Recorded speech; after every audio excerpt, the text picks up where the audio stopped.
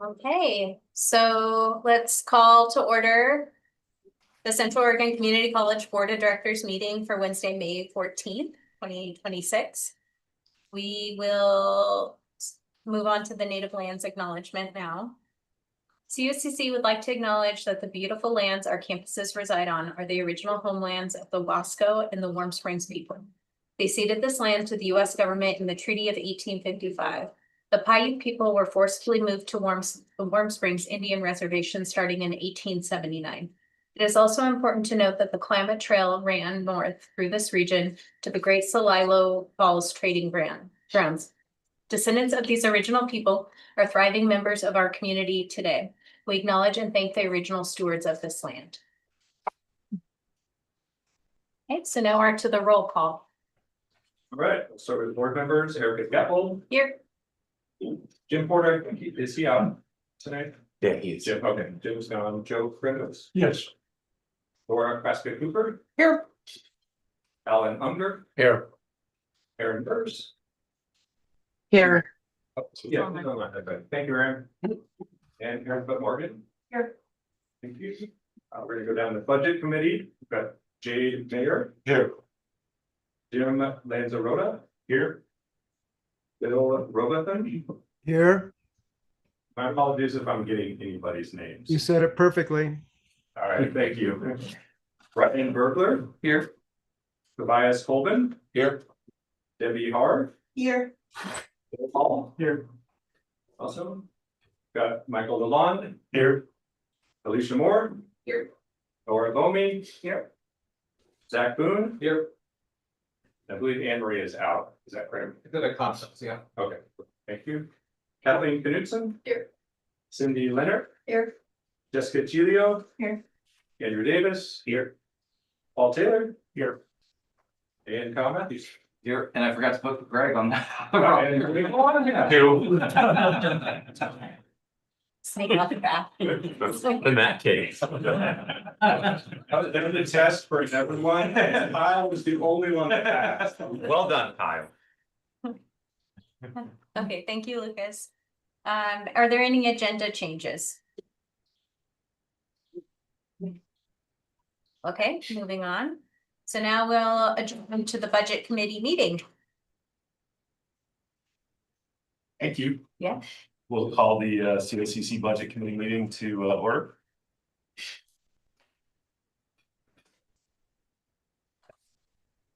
You're gonna hit it again for good measure. Does that make it feel more official? Yes. Okay, there we go. Thank you.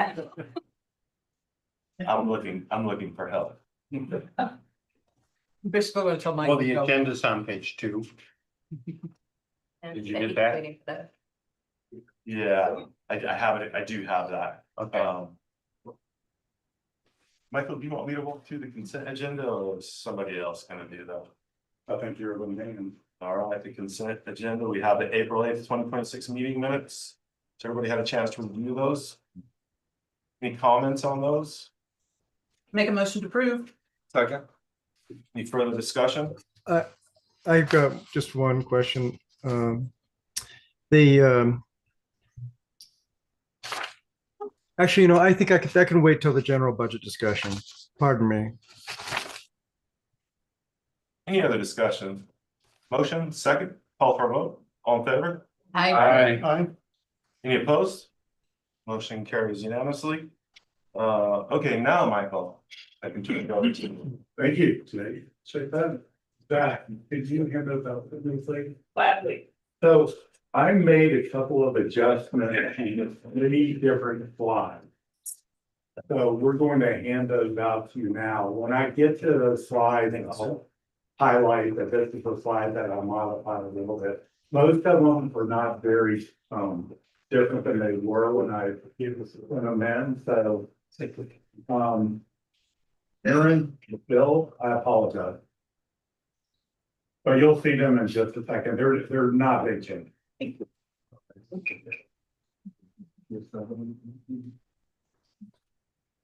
Yeah.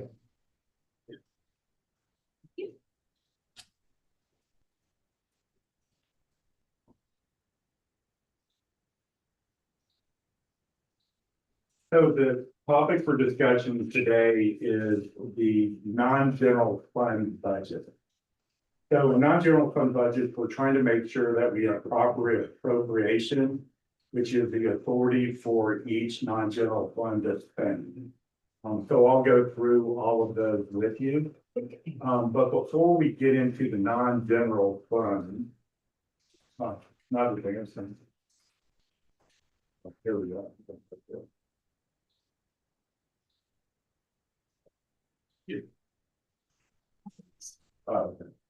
Here we go. But I updated this slide, and if you recall, this is the slide that compared Central Oregon Community College tuition and fees for a full year, assuming 36 credits. So some of the other colleges updated what they were going to charge in tuition and fees.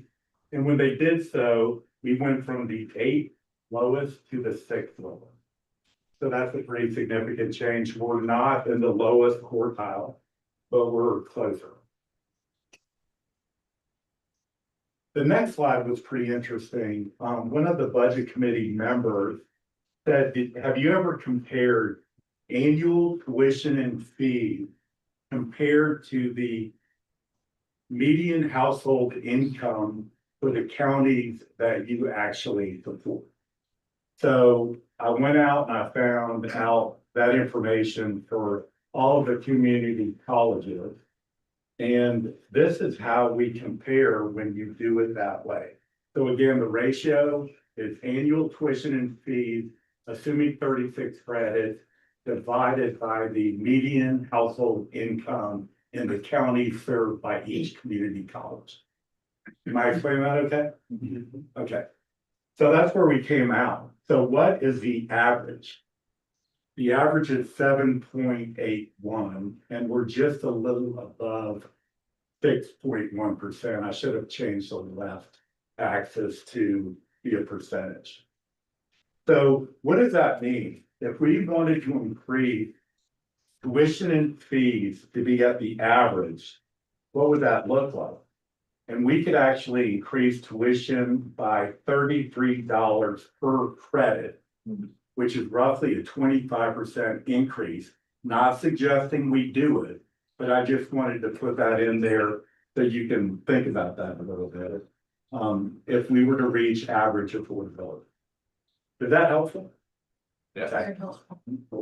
So remember, we increased tuition by about 4.5%, so far less than 25%, but it's pretty interesting information. May I just add one little thing to that Absolutely. regarding Madras and Jefferson County? I mean, just in comparison, just as an advocate for up here, I think the individual income is something like around 42,000 in Madras, and it's about around 60,000 household income in Madras. And my guess is, I haven't looked at Deschutes, but my guess is Deschutes is probably around 90,000. Just wanted to point out that it'd be that the effect of the tuition costs would probably be more difficult for folks up here than down there. That's a great point. Okay, the next slide. So I'm sorry, the previous slide was changed. I think you can see that from what I said in the presentation. So I think the red line wasn't there and how much we could increase tuition wasn't there. So that was a change. And then this is another graph that was changed. And really the only thing I'm going to point out here is I think I had 3% under the medical for FTE inflation in our last presentation. I was actually incorrect. That was a bad number. The number in the budget is a 6.1% for medical costs per FTE. Okay, that's what we actually used in the projections. What I did not use is a higher number from 2028 to 2031, and I changed that to be 6.7%. That is what OPEB thinks it will be going in the future, but we don't know. So we continue to talk with them. They're trying to work through the legislature on how much they will support community colleges and the increase in inflation for medical. But we think that's a pretty good number, right? 6.7%. Any questions, right? So that change did not have an impact on our budget at all. And still, if you recall, what we're projecting for 2027 in revenue is 67.4 million, expenses of 72 million, which would give us a deficit of 5.1. But in reality, we don't spend that much. And what we do is we basically estimate how much we will spend. And I think that's a better estimate than before. I did increase the utilization of salary a little bit. I don't think it's different than before. So we utilize 97% of our salaries. The reason it's different, so you can see the 3% right here and the 1% right here. Last year, we did not budget something called overload payout. And that is the amount of money where someone works more than their hours, a faculty member. So when they do that, they get a payout at the end of the year. Okay, so we budgeted this year, so the utilization rate should actually go down because it's in there. Does that make sense? Another change we made here is that transfers out of, we thought we were gonna have savings of 2.5 million the last time I presented to you. And that was because of savings in the Madras Castle project. Because we've received some additional invoices, we think the savings will now be 1.7 million, which is still better than we've done. Wait, can you explain why that is, Ken? There were some additional invoices that we weren't tracking from the contractor Oh, okay. that we missed. So that's the number then. In order to correct for that, we're going to have to transfer another $800,000 from capital projects fund or the real estate fund to make it work and for us to stay over the reserve ratio over 10%. So in doing that, we're still at 10.4%. The reserve policy says that if we go under 10%, then we immediately have to make a plan to get it over 10%. And if we are not at 60 days, which is about 17%, then we need to get it above 60 days within 3 years. So we'll end up at about 10.4%, I'm estimating right now, which is a huge change from last year where we were over 30%. And then at the end of next year, I'm estimating we'll be at 11.9. The next slide will actually show you that based on our current plan, that we will be at 40, that's 43 days, 11.9% means 43 days. We'll go up to 52 and 28 and 60 and 29 and meet our reserve policy. And as we've discussed, that's calendar days, not working days. That is calendar days, correct. Thank you. So some of the other changes, if you compare this slide to last month, the transfers in had to go up a little bit to make sure we get to the 60 days within 3 years. And then we had to decrease transfers out a little bit also to get there. And the payroll assessments were the big driver of making those changes because growth at 6.7% for medical costs compounds around. But we hit our plan. Any questions about that? That's a lot of stuff to cover in this. Michael, I just wonder generally, when you're doing your analysis, how much you look at the larger picture? Like with general enrollment declines. And I don't know how appropriate it is for me or how appropriate the question is or the suggestion, but when I look at the stuff, I always think about our national debt too. And to sort of anticipate what might happen there. We do talk about that quite a bit. It's tough to forecast what the federal government will do. It has impacted us in terms of grants that we receive. We've actually lost a few grants. We actually lost 3 million from the federal government that we thought we were going to get for Madras. Right. So it does have an impact. That's what reserves are. So building back up to 60 days might protect some of the downside we could experience. Now, in terms of enrollment, this forecast assumes about a 2% increase in enrollment each year, which I still think is a little conservative, considering the programs that we're offering and the growth in certain of our programs. And then we're looking at about I have 3% increase in tuition every year, which is something that we could actually increase if we need. Does that help?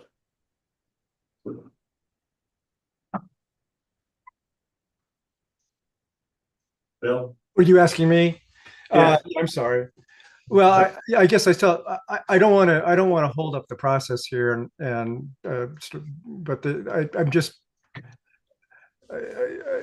just wondering if that might be over optimistic.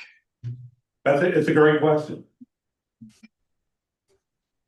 One suggestion I might make is, with the pension disclosures and the footnotes, that's getting into the weeds, but there's a requirement there that you look at, well, what happens if the investment rate of return is 1% lower or 1% higher? What's the impact? I mean, you could do the same if we don't hit 2% increase in enrollment.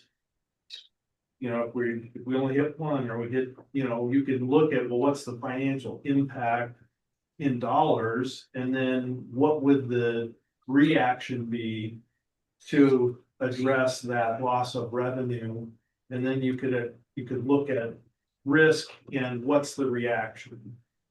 That was something I think I presented to you that we did when we created the original reserve policy, is that was one of the big risks. So the way to mitigate that risk was to create a reserve policy that would get us through time. Yeah. I haven't done it since then. Yeah, but it is a risk. I mean, it's a risk. No doubt about it.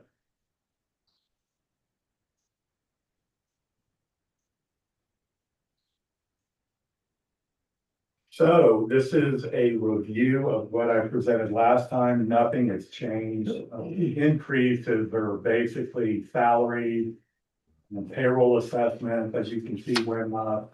And then materials and services are basically in line with inflation, although the inflation rate continues to change all the time. The report, I think it was yesterday, inflation has gone up to 3.6, 3.7 or something like that. So that is a risk area as well. 3.8. By oil.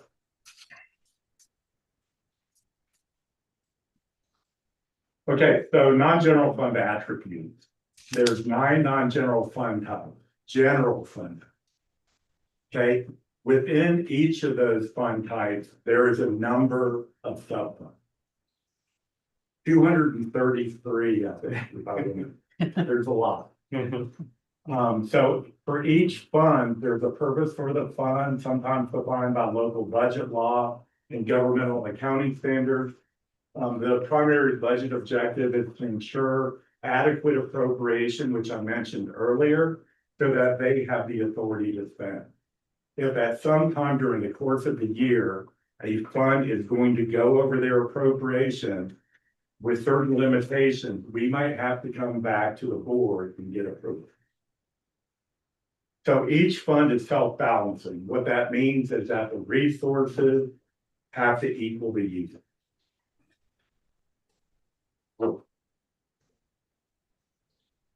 So here are all the different fund types. We have the general fund, which you heard a lot about already. Debt service fund, where we pay all the principal and interest on all of our debt outstanding.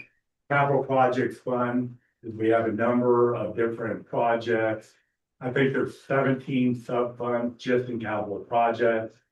We have the enterprise fund, think bookstore, think student housing, think cafeteria.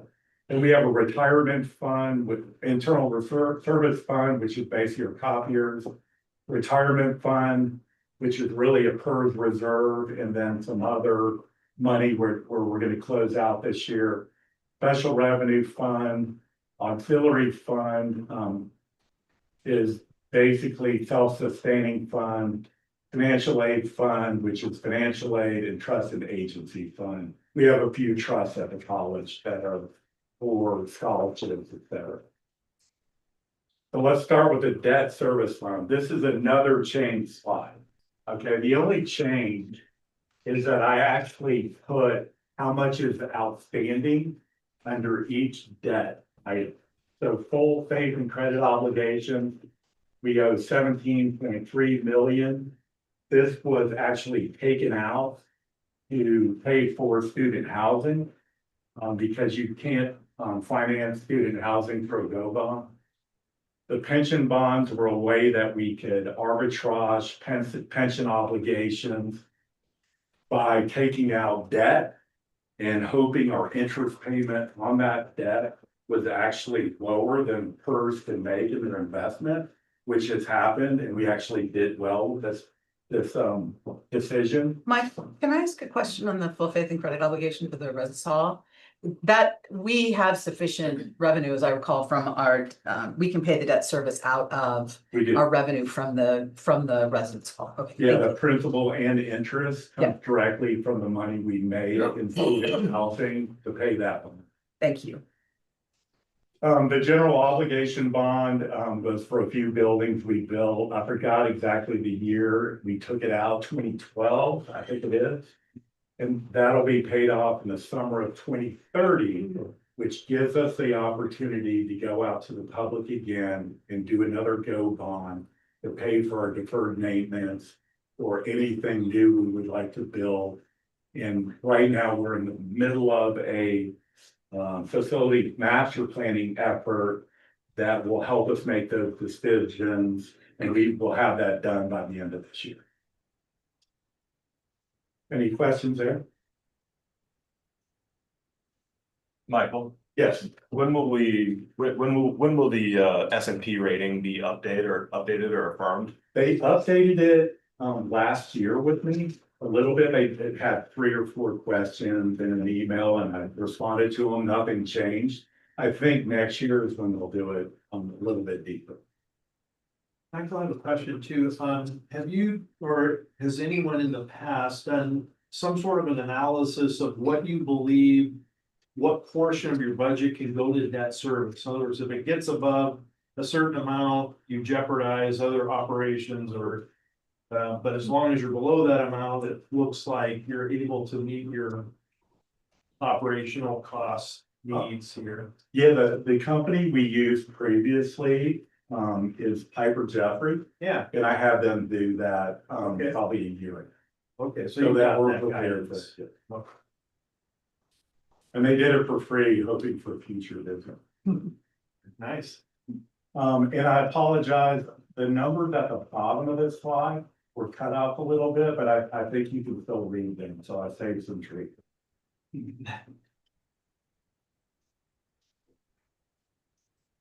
Okay, this is the capital project activity, so a bunch of bullet points kind of describe what we do in these capital project funds.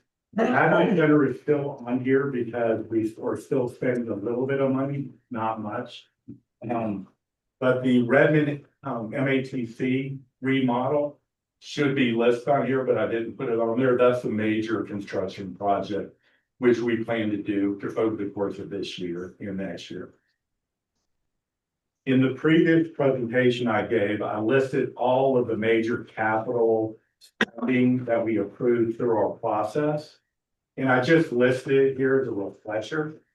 If you want to refer to that list when I go through each of the funds, but I'll cover it kind of in detail. So in new construction, we have $255,000 being transferred in. We expect the capital outlay to be $255,000, and that is to remodel vet tech, which was a requirement through accreditation. So that was approved. Repair and replacement, $161,000. It's basically the science water deaeration, culinary water heaters, and fire fuel, basically to make sure that we protect our campers from the wildfire. So it's a thinning project. Then we have the 7.7 million we expect to spend in the MAPC renovation, life cycle technology replacement, quite a bit there, over $500,000. And that is just something to keep up with technology and replace computers and all of that. And then we have the IT server infrastructure, which is about $250,000 for the same reason. And then we have the capital equipment fund, which includes a cinder spreader for our roads to keep the campus safe, a new fleet van to replace one that is 20 years old, and then a trailer compressor, which is really a payback item because if we rent those, it'll be much more expensive. Then we have the next fund from the capital project fund, 70,000 is an estimate to purchase instructional equipment if it fails during the course of the year. So we do have some funds available for that. Campus Center building is a project that we have considered for a number of years. In fact, it was included in some past facilities master plan. But we want to modify the building so that the DEXO or cafeteria operator has an office. We moved the the convenience store over to the bookstore. We're modifying some offices as well. So that's been planned for a while, but we think we're going to do it over the course of next year. Bookstore construction, no plans there. Higher ed building maintenance, no plans there. And then real estate development. We have two developers that are in the process of contracting to take down all of the outcrop phase 2 lots. So this is the anticipation of selling a number of lots, not all of them, but I'm thinking 5, 6, 7, plus reimbursement of the infrastructure investment we made in that subdivision. That some of that money could actually happen this year. So I had it in the budget last year. I didn't think it was going to happen. I took it out of my projection for this year. But we might get some of that money this year because we're almost done with that deal. And then miscellaneous project, furniture fund. So that's a fund we set up. If anybody sees furniture that needs to be replaced in a classroom or a common area, they can actually request that, and we have 70,000. I have some quick questions. For this campus center, is that like the student services project that we've been talking about? It's a little bit part of that area. The primary changes in the campus center will be to locate all of our diversity and inclusion team in one area because they're in 1, 2, 3, maybe 4 buildings, if I count right. Yeah. So that's a big move. And then there's other small moves that will happen. Then the second half of that would be to remodel the space in Ocean Cove Student Resource Center, which we talked about, and we have a federal grant that we'll start working on. Cool. And then for the real estate development, that 3.684, that'd be our revenues for selling the lots, and then the transfer out, where does it go? I have that plan to go into the general. Okay. So that would help support operations. About 2.5 million of that 3.6 is reimbursement for our infrastructure investment, and the rest of it is the sale. So even though we have, where is that? Oh, here it is. So right here, it says ending fund balance of 2.6 million, just about for all capital projects fund. This would help us do the heck match. At least a portion. So it's not enough to do the full 8 million. But we'll have to plan on how we build it up for 8 million to do that. So enterprise funds, I already mentioned this before, residence hall, food service, bookstore. Bookstore has been unprofitable for a number of years, especially during COVID. We're getting close to profitability, break even. They provide a great service for the faculty to help adoptions, et cetera, et cetera. But overall, these funds, they made about $1.4 million and paid principal and interest on the FFC bonds, full faith and credit bonds in addition. So in future years, some of that 1.4 million would come back to the general fund each year with fund operation. The rest of it is needed for replacing things in the cafeteria that break, any repair that we need in student housing, anything we need in the bookstore. So those funds are for that purpose. Any questions? Did I cover that too fast?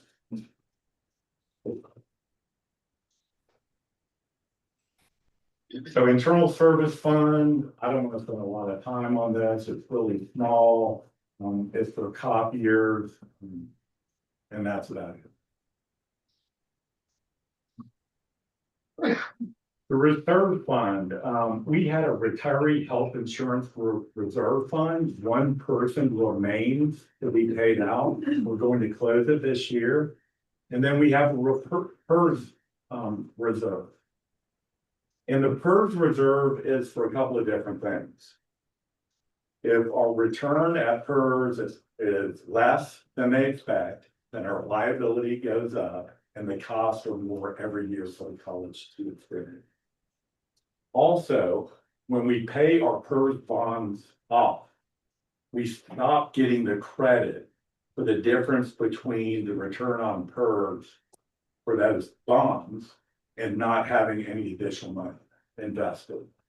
So in 2028, they're still doing the analysis because we might have to pay the principal and interest on those bonds. And therefore, and we do not get the credit for the PERS, additional PERS bond investment. Make sense? So we have a little bit reserved for that spike. That will happen in 2020. How does that reserve number compare to that anticipated spike? Not very. Yeah, so would have guessed. But they're still, the actuaries are still working on that. They don't really have a great explanation of how it develops, but I expect them to have that to us soon so we can see the impact of it.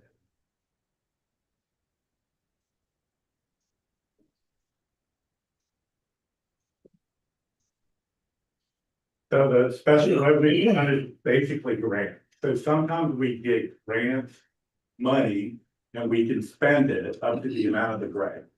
Other times we get grants where we have to spend the money and they reimburse us. So this is basically a break-even fund. So I don't really have a lot to add to that.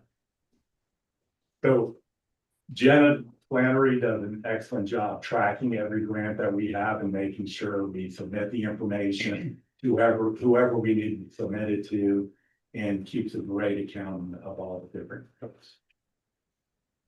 Auxiliary fund, these are self-sustaining, so we have things like college now, student government, sustainability, where we might receive some money from like a fee that students pay.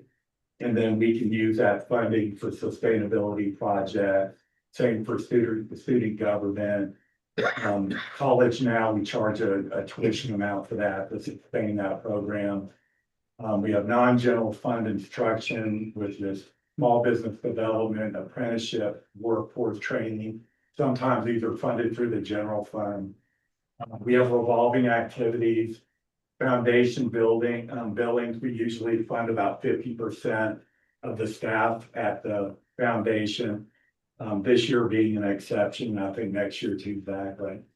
This year we're looking at an exception, but next year, again, the capital campaign coordinator position is changing and that'll go off the call to books full. So we have GED scholarship, student emergency fund, and then we have some contractual things and administrative provision that we have to fund per a contract. That includes faculty sabbatical, professional development, and then we funded some unemployment reserves this year in case we have an unemployment issue. Michael, quick question on this. What is our budget for faculty sabbatical and professional development? Thank you. So right now, our sabbatical fund is the 7 faculty terms. So, sorry, 7 faculty terms. So typically we get a list from Emory to see who's going on sabbatical and then fund that amount for those faculty members. And in professional development, I believe it is $600 per full-time tenured faculty. And then there's another amount for part-time faculty. Okay. So that's the activity in these funds. Financial aid fund, we've received money from either federal, state, financial aid, other institutional, for the student to go to school. And it basically is in and out.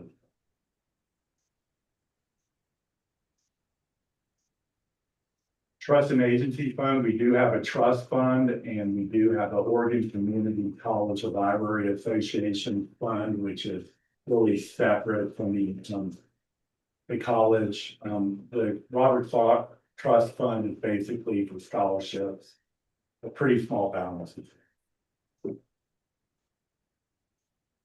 And then the overall comparison to the previous year, the big drop was the general fund. We had a 14.4 million decrease in our transfers out because of Madras, the fund Madras expansion. And then to offset it a little bit, we had an increase in salaries of 2 million, payroll assessment of 1.4, and then some software network licenses that went up 240,000 for next year. Debt service reserve fund increase in principal payments. Capital projects fund, I covered that in pretty good detail. It went down so much again because of Madras, not building that building. Enterprise fund, we had a significant decrease to transfers to the general fund. So last year we used some of those enterprise funds to make sure that the general fund can support actually building that. Okay. Internal service fund, not worthy talking about. Reserve fund, we're going to close that retiree stipend because we're not going to use it in the future. Special revenue fund, slight change, not much there. Auxiliary fund, we did have an increase. So in professional improvement, 120,000, unemployment reserve of 250,000, and then planning for an aviation simulator purchase, 600,000. So we do that every few years when they're at their end. Trust and agency, small change. So look at that. Total all funds down 22.2 million. That's good. Down from Why last is it year. good? We're done with math. We're done with this, okay. So this is a comparison in graphical format of proposed and current year budget expenditures. So again, it just reflects that most of the funds have gone down compared to last year. Just again to cover this, I covered it last time, but just again to show what our general fund transfers out are. So the general fund supports, these are transfers in, from revenue operations and the auxiliary fund. We had some excess, cash available there to support operations. Facility rentals, college activity auxiliary, we transferred a little bit of money in. Food ops, bookstore, residence hall, we plan to transfer additional money in to support facilities and operations. Real estate development, I mentioned that already, that's the transfer into the general fund when we receive that money. And then contracted courses, general testing, small amount, transferring to 35. So the lower part is transfers out from the general fund. So we're supporting instruction for 320,000. Instructional support by 470,000, student services for 341, college support services for 1.2 million.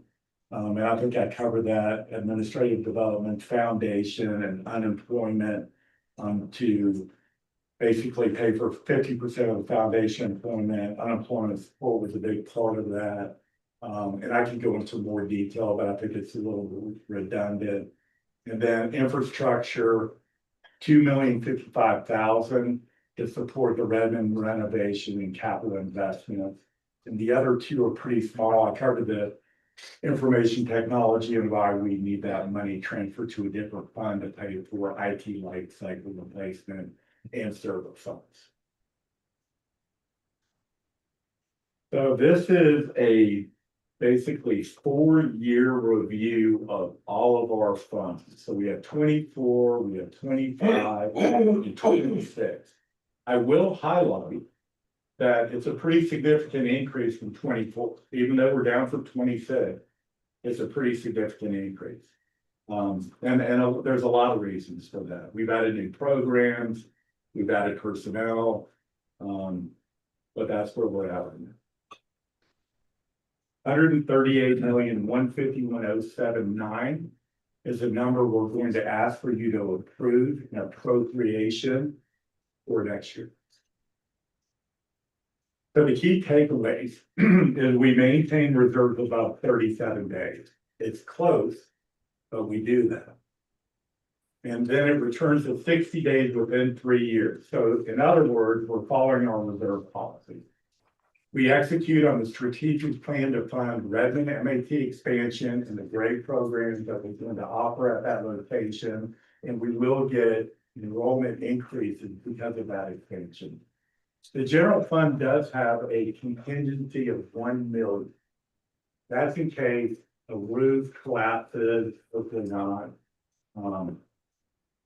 Or we need to spend some money to fix HVAC, electrical, it could be any number of things. And since I've been here, we've had to spend some of the contingency on roofing. There's a lot of things that need to be repaired. As you saw last time when we covered all the deferred maintenance, which is currently outstanding at about 36 million.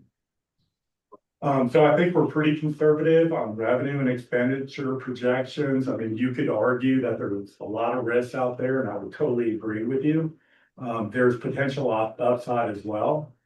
We're in full compliance of debt covenants, disclosure requirements. We have spending appropriation for financial aid grants, contracts, and new programs so that they have the legal authority to spend. And then we have some additional resources for facilities, maintenance, repairs, and IT. So that pretty much wraps up my presentation, other than an ask from you, which is the budget committee has the authority or responsibility to approve the appropriation as a budget committee for next year. So if you have any other questions before we go to that, now is the time. This isn't specific to this next year budget, but I've asked a lot of questions about capital reserves and how you're meeting the deferred maintenance, and I've been pleased at your responses. A fair amount of analysis has gone into it. And it sounds like you have a plan, you talked about the heck match. And, you know, you're trying to get up, I think it was 8 million. We are. Yeah, And so you'll probably hear about that tomorrow, Greg. Yeah. Hopefully, if we'll be ranked. And so you've got a really nice analysis of the next several years, looking at reserves. But there isn't really a category there that shows that capital plan. And I know you've got it, and I'm satisfied with what you told me, but how are you representing that to the board so that they know those steps and what's involved in that actions to hit those? To hit the need in order to capture the match, and also, I think another geo bond factors into your plan pretty significantly, so. You know, how is that in front of the board so they know that that's part of what you're proposing in advance and can be prepared for what that means? I forgot which meeting I presented it. It was at either a board meeting, maybe a real estate committee meeting, and I thought I presented it at the last meeting, but Okay, I have a list of all deferred maintenance projects. And then we have it ranked and categorized by where the money will come from. okay. And that'll help, and we'll have to stay on top of that. In fact, I think that our go bond proceeds would exceed what we need for deferred maintenance by quite a bit. And then we have the opportunity maybe to do some other nice things, which would be a remodel, improved classrooms, improved technology classrooms. But we have that, I should have maybe shared it. Well, I mean, that's beyond next year's budget, but I'm just thinking in terms of board and being aware of what that is gonna take to hit all those milestones to accomplish that. You know. The board has also asked me to write a policy, any financial policy before I leave it. And one of them will definitely be a deferred maintenance policy. When should the reviews happen? How we should analyze the deferred maintenance in terms of likelihood of fail, what impact it would have, the consequences on the college if it did fail. They'll have kind of a few different areas to rate those. So that the board can make a really good decision. And the board, the budget committee member next to you has some great ideas. Michael, on that note too, could you speak just briefly to the levers we have to pull to get from the 3.5 million up to the 8 for the match? I think the few slides back were projected at 3.5, right? Yeah, there can always be tuition increases. There can be some excess property that we own that we could sell potentially. And then we have maybe some additional funding through our enterprise fund and a little bit of money that is still in the capital projects fund. And then every year, as the outcrop is developed, we will see revenue from that. So those are really the places where we can get today. It's fine. When you start selling land, you don't have any land anymore, right? If you use the funds, the enterprise funds, you don't have that money. So we really have to be careful and manage it properly. I just had a recommendation. I love this graph and this looking at this because I think this is more accurate to affordability in the region than comparing ourselves to other regions in there. So I'd recommend to the board maybe adopting a percent, say it's 7%, say keeping that as the affordable thing, because that will be tied to the AMI, which is the area median income, and would have to do some calculations with Madras and other areas and other things. But I think this is a more objective affordability standard than currently you have. Michael, that is across all 3 counties. It's at every county 5. Every what? Every county All that 5. we service.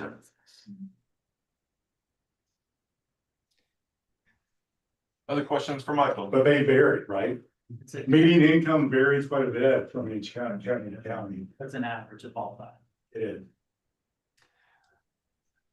Bill here. Michael, I think when you oriented us, you did that really great orientation. Um, did you mention that it seems like I recall you mentioned that it's a practice in a lot of community colleges in their budgets to maintain a 90-day reserve. Um, and I don't want to misrepresent you, but I got the impression that you were concerned about having the reserve go down to 10%. So I'm wondering, and this is really more of a question of to the board, is the board committed to this reserve plan and correcting things if the reserve falls below 10%?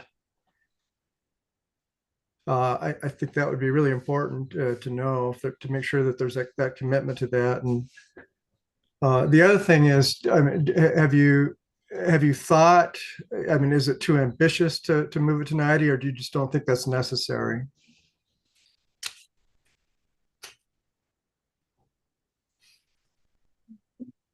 As the person who is the chair of the policy review committee, I'll just chime in here to say that we have been discussing the reserve policy at great length over the last several months because we adopted it a couple years ago and really believe that what we had before was a very good policy, but we also recognize that we simply don't have the funds, and we're not going to have the funds in the foreseeable future to be able to have that level of cushion. And that's why we have come up with a new policy. It had a first read last month, and we're going to do the second read hopefully and adopt it tonight.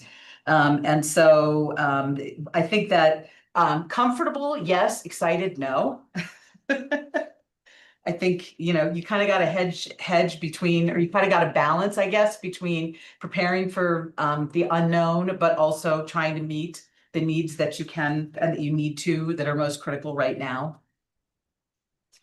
So I understand that this is something that, I mean, I think I hope this is an appropriate question for me to ask, that there is a commitment to that.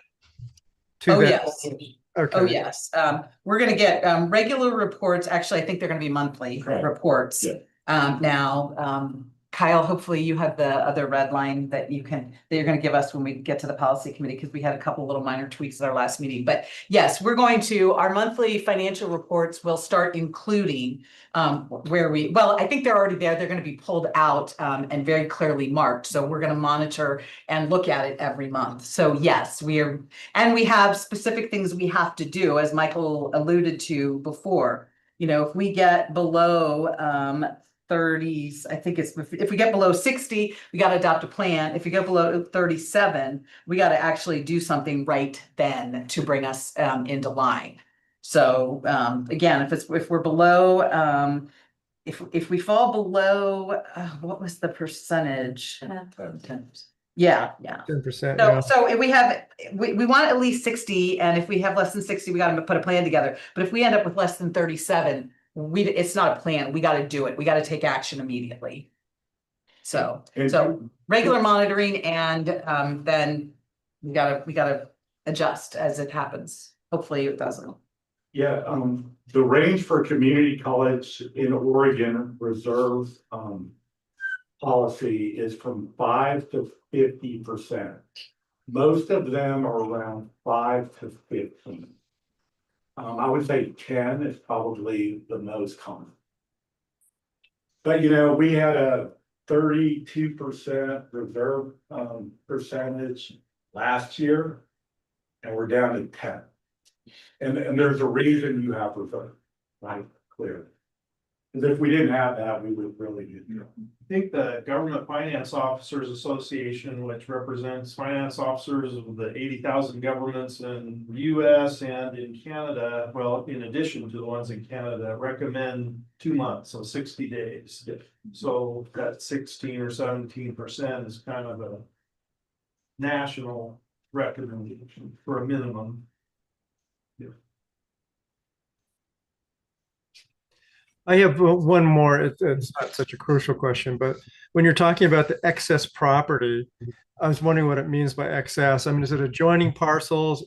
Is there any possibility that you're foreclosing future development or future income from expansion of the campus? Or are they lots that are just sort of spread about, from various kinds of donations and that kind of thing? Yeah, they're typically non-adjoining, which we do not have plans to utilize in the foreseeable future. But the board actually has to say, before we were to sell it, that it is not essential to the college. I think Paul, that's the wording of it or something like that. The excess land is not essential to the operations of the college, and we can sell it at the board. And that's for the foreseeable future? Right. There's not a lot of it, but there's a couple of lots that we own that fall under that category.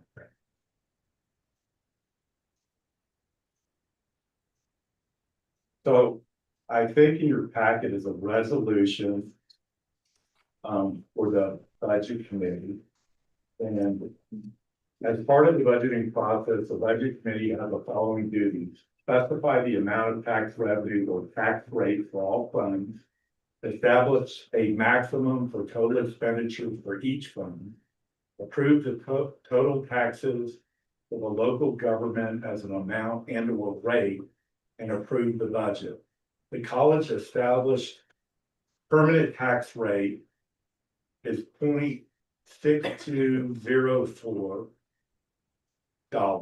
per $1,000 of assessed property value, is a result of the voter approved measure 50 in 1997, a constitutional amendment.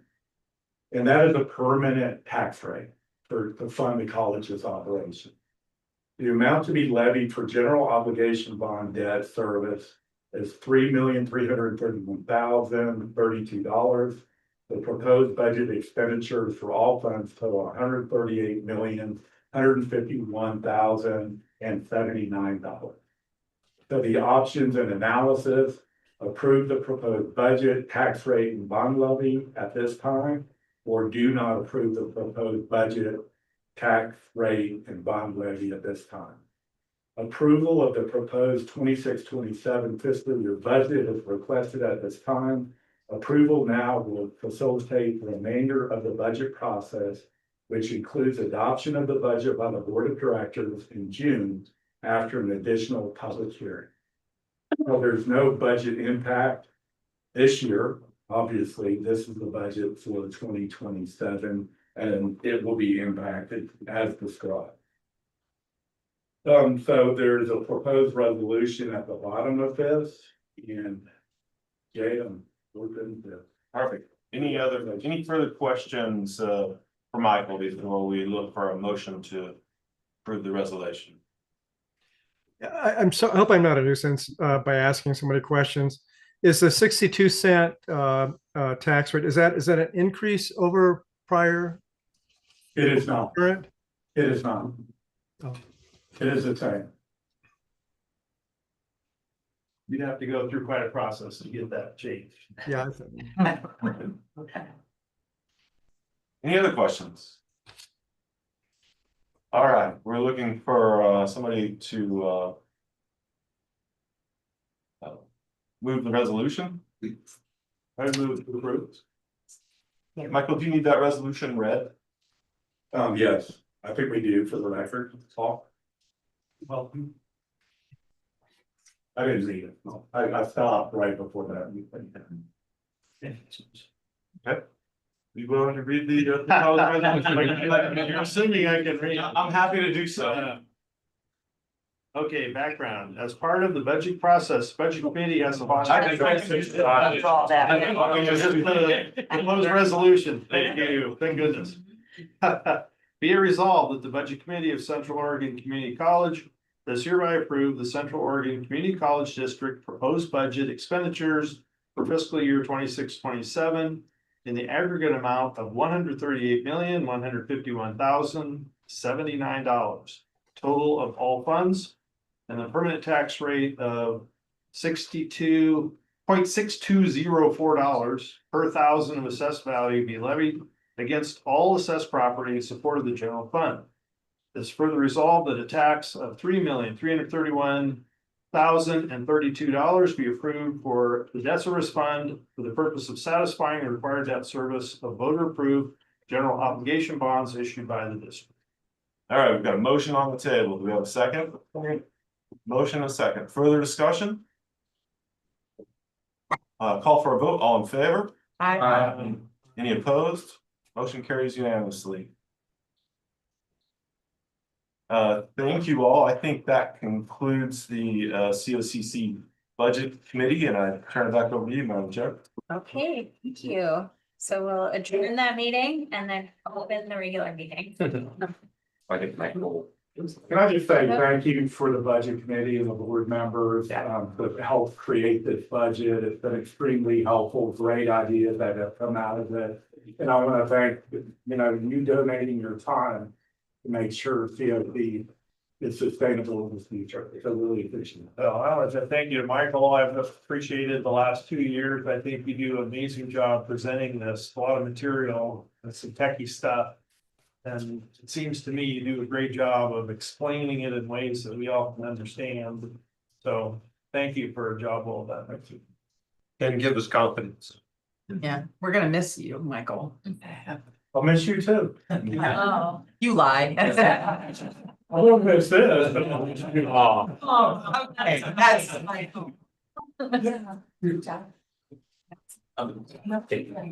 Yes. Thank you. Thank you. Yes. Yeah, You may, thank you, guys. go, you may stay, but you also may go. Okay, thank you. Yeah. We do.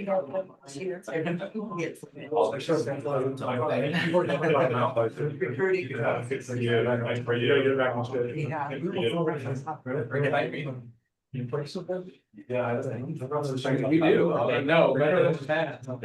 Thanks, Jake. Nice to see you. Well, you're fine. We don't have flavors. Okay. Thank you very much. Yeah. Yeah. This is our last one, isn't it? Okay, yeah. Thank you so much for. I am, yes, but yes. Surprise.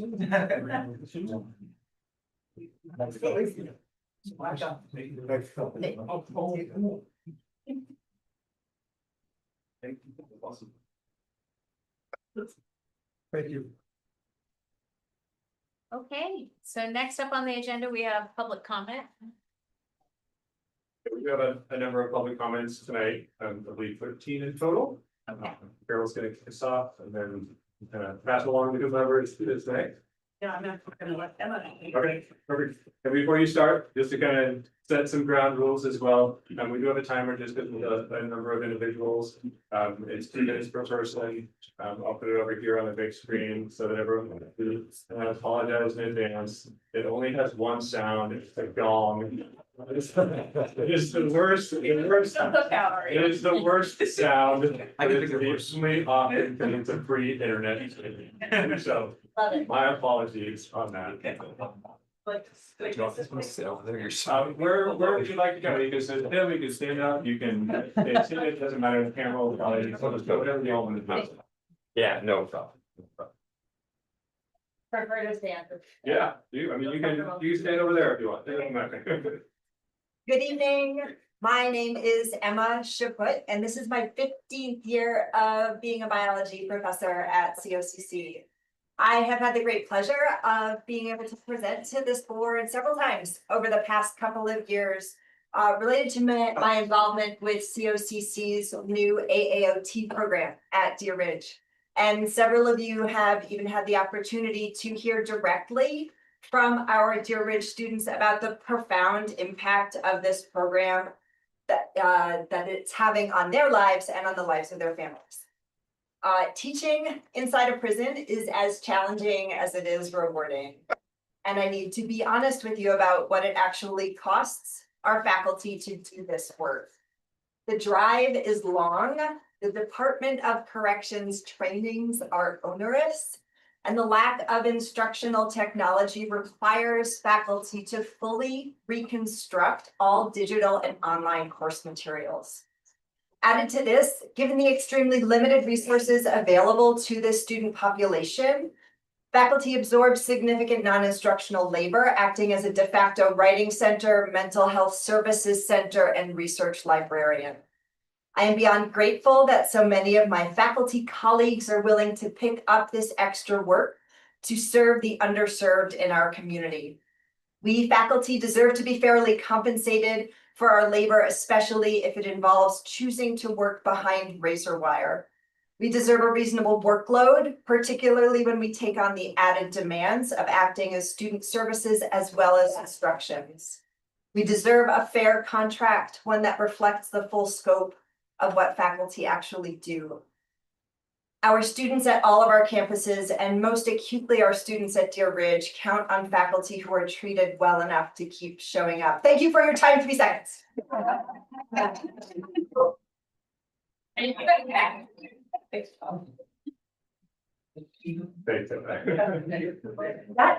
is stressful. It is. I can shrink it if it's helpful.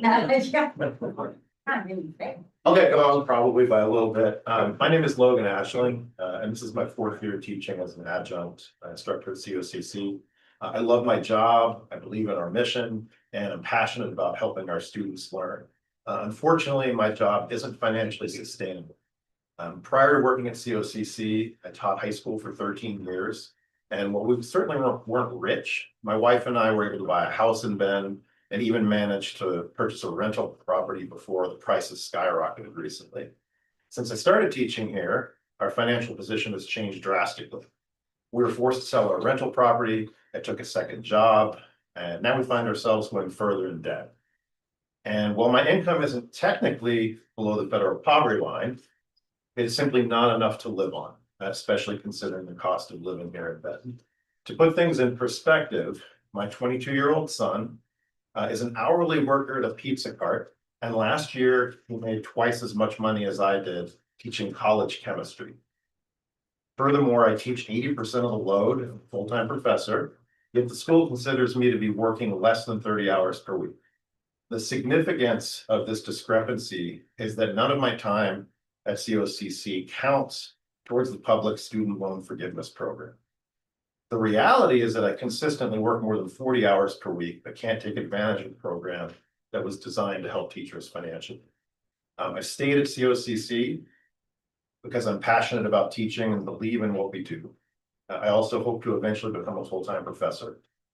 At the beginning of the school year, there was some discussion about me becoming a temporary full-time instructor because we didn't have enough people to teach all the chemistry classes. Instead, we hired 2 part-time instructors to teach a single class. Decisions like these are bad for students and they erode trust with faculty. Please know this isn't a knock on these part-time instructors. They're fantastic. The learning curve is simply too steep for anyone to be highly effective in the program. And while it was personally frustrating for me to be overlooked, the bigger issue is that our college is missing an opportunity to invest in and retain faculty that can best serve our students. Please do the responsible thing and make your faculty financially whole. Thanks for letting me speak. Thank you. My name is Murray Godfrey, and I've taught here for 13 years. I speak to you as a colleague that's committed to a mission that's becoming increasingly physically and economically impossible to fulfill. In order to respond to the skyrocketing cost of living, I had to move out of Bend. I now live in Madras, and if I don't have the privilege of working at Deer Ridge or one of those, I spend 2 hours of my day to reach my students in Bend, where still most of my students are. So I love teaching here, but the cost of Central Oregon's cost of living has a price beyond dollars and cents. The time I spend on Highway 97 is subtracted from my classes, from my discipline, and from the campus community.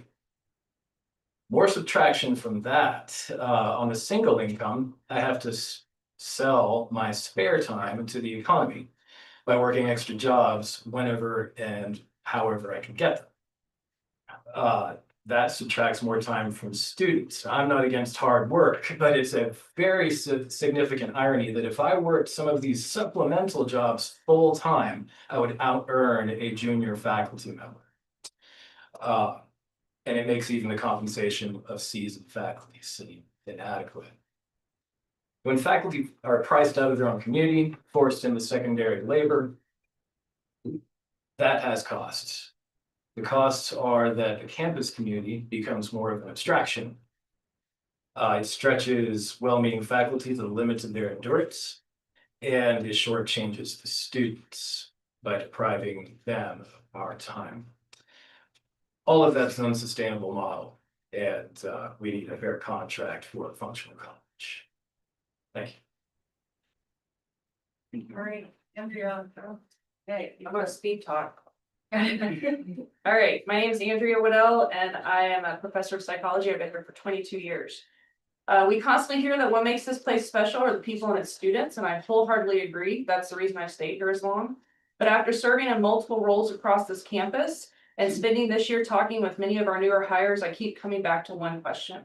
For an institution that explicitly states in its mission that we strive to promote equity, inclusion, and sustainability in all aspects of the college, why are our campus leaders comfortable with such deep inequities within our own system?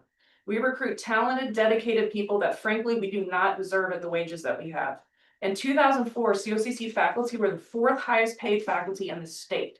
We have presented data for more than a decade to the board warning about our falling wages. And the bargaining session, this bargaining session, the COCC faculty are now among the lowest paid in the entire state. Meanwhile, the administrative class received a 16% market adjustment plus a 3.5% COLA after one single salary study with no questions asked. Faculty are paid only for class load, yet we continue to pack more and more responsibilities into our primary assignment that goes far beyond teaching and course design. Then faculty are expected to additional college service and community engagement, often without compensation or load release for the actual work that they do. We also refuse to acknowledge the inequity created by staffing shortages. Some programs are fully staffed and supported, while others continually lose full-time positions and rely heavily on temporary workers and overload. Those faculty remaining carry heavier burdens year after year, and too often when they ask for help, they're treated as unreasonable, or sometimes they feel as dismissed or not supported. I continue to look to our leadership to be agents of change, but despite the years of data, the evidence, the growing campus-wide stress that's extending far beyond our workplace frustration, the response often feels like denial or worse, blame directed at the faculty. I want to believe in this campus. I care deeply in this institution. I'm heavily invested in it, but we have to do better. All right, thank you.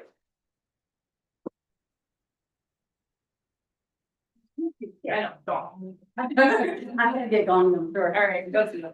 Good evening. My name is Susan Miller and I'm associate professor in the Department of Nursing. I have over 44 years of experience as a registered nurse, working as a staff nurse, a nurse practitioner, and now a nurse educator. And I've taught at COCC since 2013. When I began teaching here, I also worked at St. Charles to supplement my income by picking up day or night shifts on the weekends during the school year and working in the summer. I earned more in that role than I did here as faculty. Maintaining both positions was not sustainable. I quit that job in 2021, and thankfully I have a husband who has good retirement. But my passion is in nursing education. My story is not unique. It reflects the very real challenge of recruiting clinical instructors from practice into education. Today, the 80 students that we graduate begin careers at our local healthcare system with total compensation packages of $130,000 to $150,000 annually. After 13 years of teaching at COCC, my salary is $83,520. But compensation is only part of the issue. Workload matters too. Clinical instruction is classified as lab, but it is unlike traditional lab. During clinical rotation, faculty supervise 8 students in hospital settings, 2 8-hour shifts per week, where each student may be managing care for 2 to 3 patients. We are simultaneously responsible for patient safety, that's about 20 patients each shift, teaching, evaluating clinical performance, and grading assignments. Some clinical shifts end at 11 p.m., yet those instructors do not get shift differential. Recruitment and retention are becoming critical challenges. In the past 5 years, 6 positions, and average just 1.5 applicants per position. Most of these applicants came from our own adjunct pool, simply shifting shortages elsewhere. And retention is equally concerning. Just this term, one of our newest full-time faculty left, not because he didn't love nursing, was because he took a position, a leadership position at St. Charles, because he could not afford to feed his family of 5 on the faculty salary. This is not a nursing issue. Across CTE, faculty salaries lag far behind community compensation. If you value workforce development, student success, and program quality, you must value the educators that make it possible. Thank you very much. I'm gonna read a statement from someone else who was unable to be here tonight. Her name is Ann Zimolinsky Seelig. I'm Carol Higginbotham. So Ann says, my name is Ann Zimolinsky Seelig, and I'm a communications professor. In my 11 years at COCC, I've seen some turnover in our discipline due to retirements and the tragic loss of a colleague. Being part of hiring committees is a significant time commitment for anyone involved, and although I very much enjoy the interview process, I'm always nervous about it. Every time I was on a committee, my first thought was, hopefully we can convince someone to live here, even though our salaries don't match up with the cost of living. Last spring, 2025, we hired someone that we were all genuinely excited about. This person was finally going to complete our communication team. In August 2025, we unfortunately received an email from this person letting us know that they could not follow through with the job offer. Here's what they said. We tried very hard to make it work. 2 trips there to Bend in the area, and put in a couple offers on different homes, some over an hour away, only to be rebuffed and or outbid. The last straw was a double-wide trailer in a retirement community for almost $400,000 that fell through. I only share this as I am devastated at not being able to be there, as I loved the team, the experience, and what you all are doing. Unfortunately, the finances proved to be too big of a hurdle, and while I anticipated issues, I did not expect things to be this difficult for this long. After we received this email, my dean, chair, HR, and others scrambled to come up with a solution to this problem. In the end, the person not coming to COCC caused several employees unnecessary time and stress. We unfortunately had to cancel a few classes, which obviously is a detriment to students who had their schedules planned in advance. In the end, we were lucky enough to have a part-time colleague step up to help, but we were extremely lucky to have someone willing to take on these classes. I have to think that other disciplines wouldn't have been as fortunate. This story is just one of many related to why it's so difficult for COCC to recruit and retain quality employees. Those who live in high cost of living areas, we are sincerely limiting our potential as a college. On top of that, if we value diverse perspectives and lived experiences, we should want to hire people from all over, not just places that are equal or greater to the cost of living in Central Oregon. Thank you for listening to our story, and we hope you take this. Hi, I'm Sarah. I'm reading a letter for a faculty member who could not attend today. I'm reading from Vaughn Briggs, one of our faculty in business. Dear COCC Board of Directors, as a full-time professor, former department chair, and current program manager for the business program, I want to speak directly to the ongoing difficulty of hiring full-time faculty in business, particularly accounting. Since June 2022, when our first accounting professor retired, we've experienced 4 failed searches within the business program. The last 2 searches failed after candidates had formally accepted our offers, only to withdraw 1 or 2 months later in favor of positions elsewhere. We've been proactive and transparent throughout the hiring process. Before extending offers, we openly discussed the realities of housing costs in Central Oregon and the salary structure associated with full-time positions at COCC. In every case, candidates identified the cost of housing as a major factor in their decision to pursue employment outside the college. The challenge is especially acute in accounting and business because salaries in industry are often many times higher than those of a full-time faculty member. Historically, we have occasionally been successful in attracting faculty who previously had successful private sector careers, accumulated financial stability, and later chose to relocate to Central Oregon for lifestyle reasons. However, that is a very small and highly limited candidate pool. We are fortunate to have several highly qualified part-time faculty who fit this profile. However, most of them are intentionally preferring a limited teaching schedule rather than the responsibilities and workload associated with full-time faculty positions. Many individuals who teach in our program view the work as a way to give back to the community after a successful career elsewhere. As a result, relying on this population is a primary strategy as a primary strategy for filling full-time positions is a low probability approach. This reality is reflected in the usually high ratio of part-time faculty to full-time faculty within the business program, one of the highest such ratios at the college. Would increasing full-time salaries help?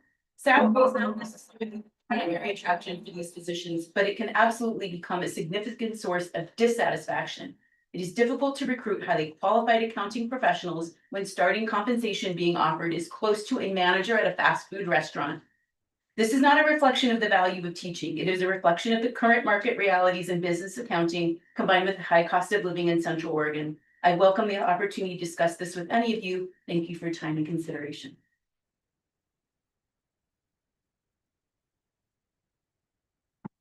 I'm now going to be speaking a statement that comes from Hal Bichot. Hal is teaching tonight.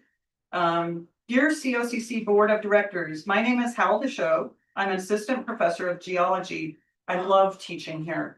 Much like President Pariah's story, I was not looking for a job, but this job found me. And I couldn't say no. We left a good life in Northern Washington to start a new life here in Central Oregon. I said yes for many reasons, including those fabulous volcanoes on the western horizon. But foremost among my motivations was the desire to be surrounded by enthusiastic, talented teachers. You know, the people in the green shirts in front of you today. Yet a troubling pattern soon emerged in the science department. An esteemed colleague would retire. We would conduct a nationwide search for the best physics or biology or chemistry teacher. And we would narrow down to the perfect candidate. They would be overjoyed at our selection, and then they would look at the starting salary and walk away. Over 3 years, on 9 occasions, we said yes to a candidate and they said no. 2 more candidates withdrew before receiving an offer. One was an outstanding adjunct professor at COCC who wanted to start a family. He did the math. He could not raise a family in Central Oregon on our starting salary, so he doubled that salary with a job in private industry. Another candidate was an established star at Clackamas Community College. When he realized he would take a $30,000 pay cut, he walked away. We have a problem. We struggle to sign top talent. Despite being in Central Oregon, where everyone wants to be, we can't sign the best teachers because our starting salary doesn't allow them to afford living here. Therefore, it's time to fix the problem. We need to raise our starting salary to be competitive with our peers. We need to raise our starting salary so a new faculty member can afford to raise a family. We need to raise our starting salary so that we can be a first choice college for talented teachers. Thank you. I'm gonna sit. So that's you, Joe and Alan and Laura. It's been a while to be here. It's a pleasure to be here. My name's Tom Berry. I'm a sociology faculty member, social sciences department chair. Been here for 22 years. It's a beautiful, amazing place to be, but also challenges too. I've served on a lot of different leadership positions, being part of the department, around the college and the community. So I hold this place dear to my heart as well as you do, serving here for the board.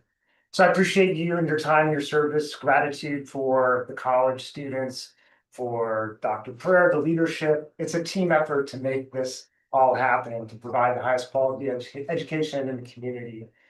And I say that sincerely. I mean, it's a group, it's a team effort to make it happen, and I appreciate all of your investment and involvement. I think as indicated by the classified faculty's recent decision to associate with the OEA, it's kind of just a reflection of the frustration over the years of not being able to move the salary schedule in ways that we had hoped and intended to, or just sort of to address the needs of faculty members, classified staff members of the community. And it seemed like we're, at a crossroads. It took us years to get here. In my view, I've communicated this to other people. It's not a fix that can happen in a negotiation in one season. It's a long-term view, and that's what I would like to sort of mention here today, is that I believe this crossroads that we were at, it took us a long time to get here.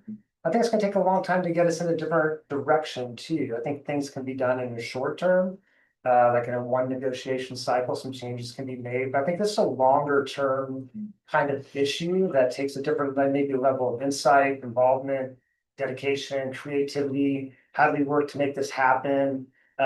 Because if we confront it as a one-time situation, I don't think we're going to be able to take care putting a Band-Aid on a problem.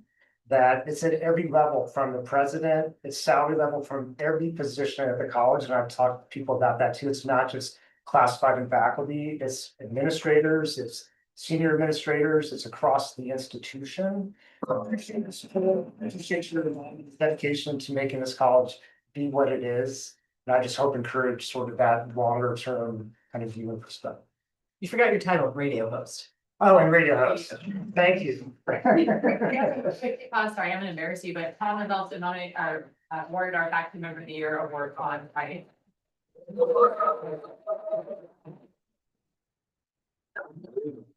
Like this program sitting. Hello, my name is Sarah Barron, and I'm a public health professor at COCC. I am kind of new to Ben. I came to Ben about 8 years ago. And before that, I was a tenured professor in California system, and then also a school teacher. And then I came here to start anew, retire, and then begin a new career at COCC. So when I came here, I was a little confounded by the salary schedule and the placement and the promotion process. I had never seen anything quite like that, where the two were connected. And then also, as a fully tenured professor with 28 years of teaching, I was placed at assistant 1, but up on the schedule because it would have been convoluted with the assistant 2.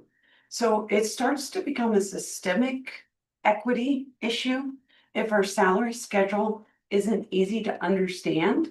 And I asked for a rubric or something to understand how it would be placed. And I was understanding that was not part of the contract. Again, something I'm used to seeing in a contract is understanding how you're placed. And then I thought, well, I'll learn a lot from these awesome colleagues. And I was so excited about being here, and it's been awesome. And I thought I'll go through the tenure process again. But then I came to promotions and I asked, do I have to do promotions? And I was told if you did not do promotions, I would be released. And I look back on that and I wonder, would I have had a better attitude if I'd known if it was a choice? So I think there's a win-win, even beyond the salaries we've been talking about moving together, about looking at processes, about how we're looking at the salary schedule and decoupling promotion. And that's something that's in negotiations right now. And I think it would be great if people would talk around that process. Thank you. Sean? Sean? I'm here. There you are. Yeah. Hey, everybody, thanks for letting us speak tonight. Appreciate it. My name is Sean Rule. I teach math here. I showed up the same time Andrea and Tom did back in 2004. I've taught in the math department for 22 years. In that time, I have created 25 gigabytes of math educational content. I know because I just digitally backed it up. I've also solely authored an entire OER, which I told you all about in December, helping with another OER right now, and have over 2,000 videos on the COCC math YouTube channel. The reason I'm telling you all this is because I'm concerned a little bit about the new administrative negotiations team move to changing our contract language from, this is the old language. The faculty member shall be the sole owner of the intellectual materials except in cases where the college provides support for the development of the instructional materials, sole owner. 2, all intellectual property developed where the creator is compensated by the college for the work, where the work is done during the employee's college work time, or where the creation of the work utilizes college resources becomes the property of the college. And that caught me off guard when I read that. I think it's problematic for a few ways. First of all, I'm not sure what college work time means. We're not hourly. I wrote a large chunk of my OER from the passenger seat of a van when my band was on tour in the summer. Is that owned by the college? How about the part I wrote over the weekends during fall term, or the parts I read at 6 a.m. or 9 p.m. It's problematic having constraints placed on when faculty work and then tying it somehow to ownership of intellectual property.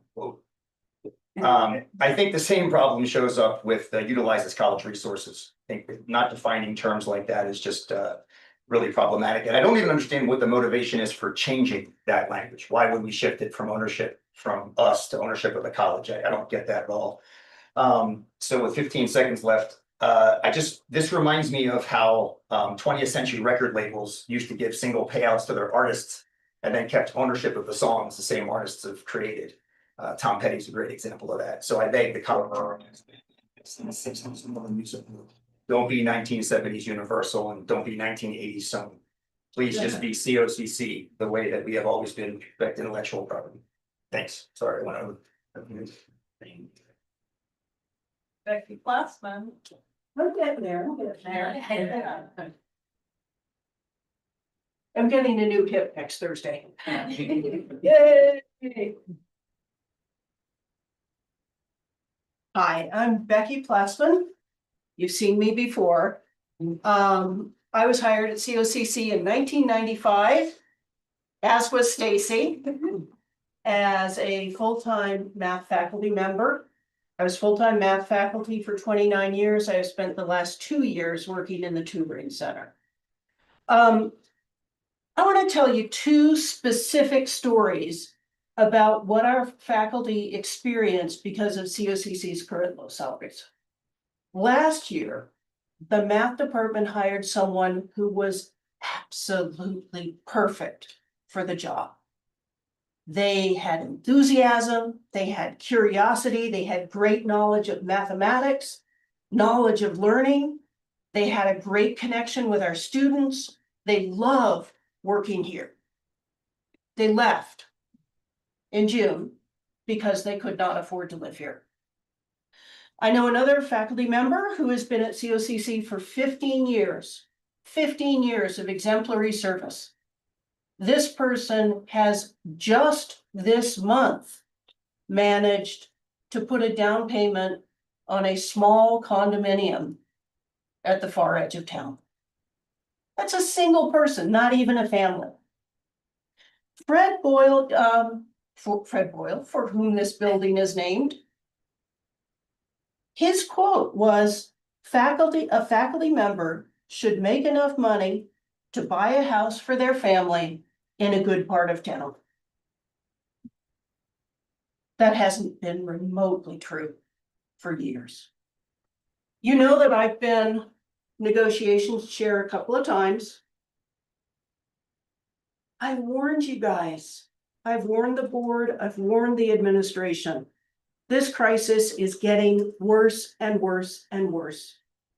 The college needs to do something. It's free time.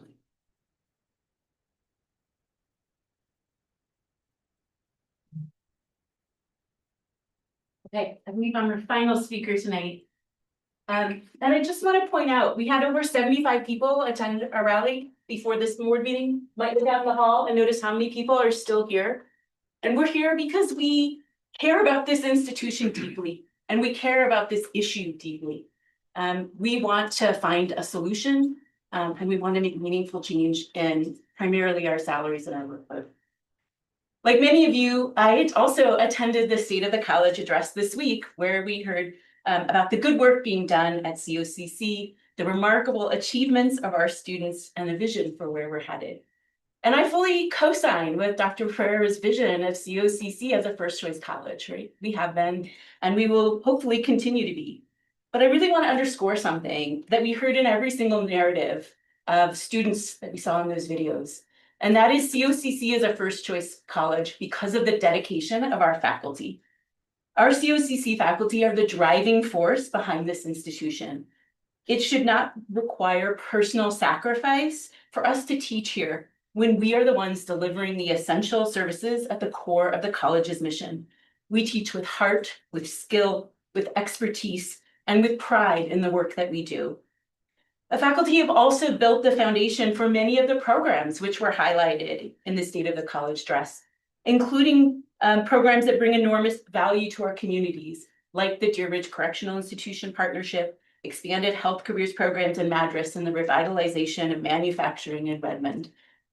These initiatives exist because faculty envision them, develop them, and sustain them.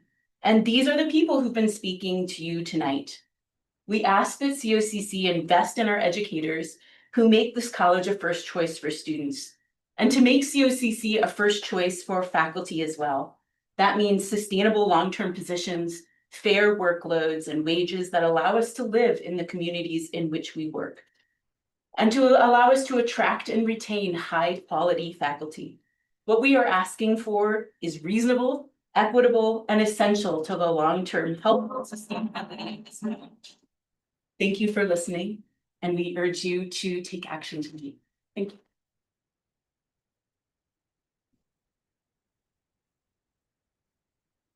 Everyone. Thank you. Thank Sorry. you much for your time. And I didn't mean to be rude, cause I remember, because the board meetings before, I just never met, I think I've met you before, Aaron once, Paul had never met you, and I didn't mean to be not say hello to you too, but I just remember when we were together, anyway.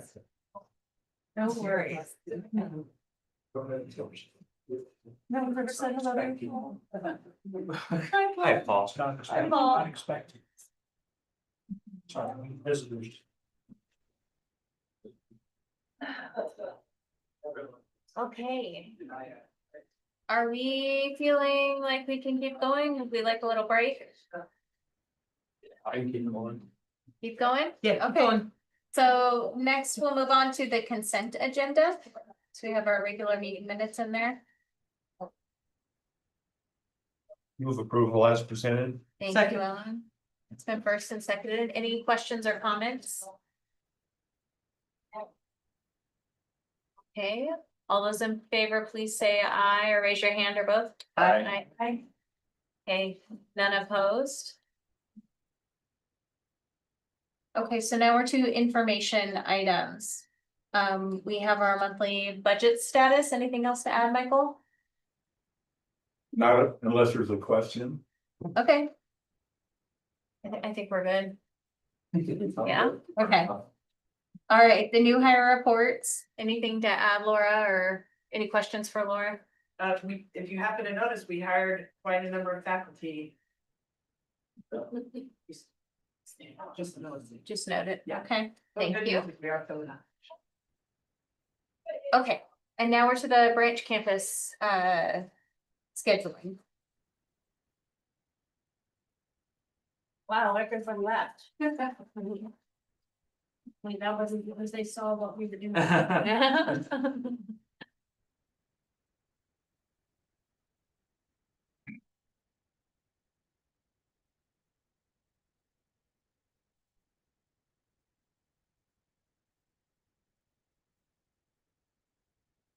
So Lucas gets that up. Good evening, my name is Cindy Lenhart. I'm in the instructional outreach team.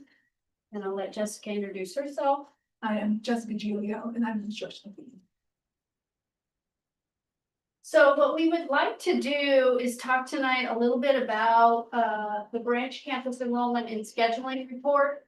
You have the full report in your packet, as well as 2 other documents that have specific data on them. And so we're going to give you a little bit of a broad scope of what we talked about in that report tonight. You can win.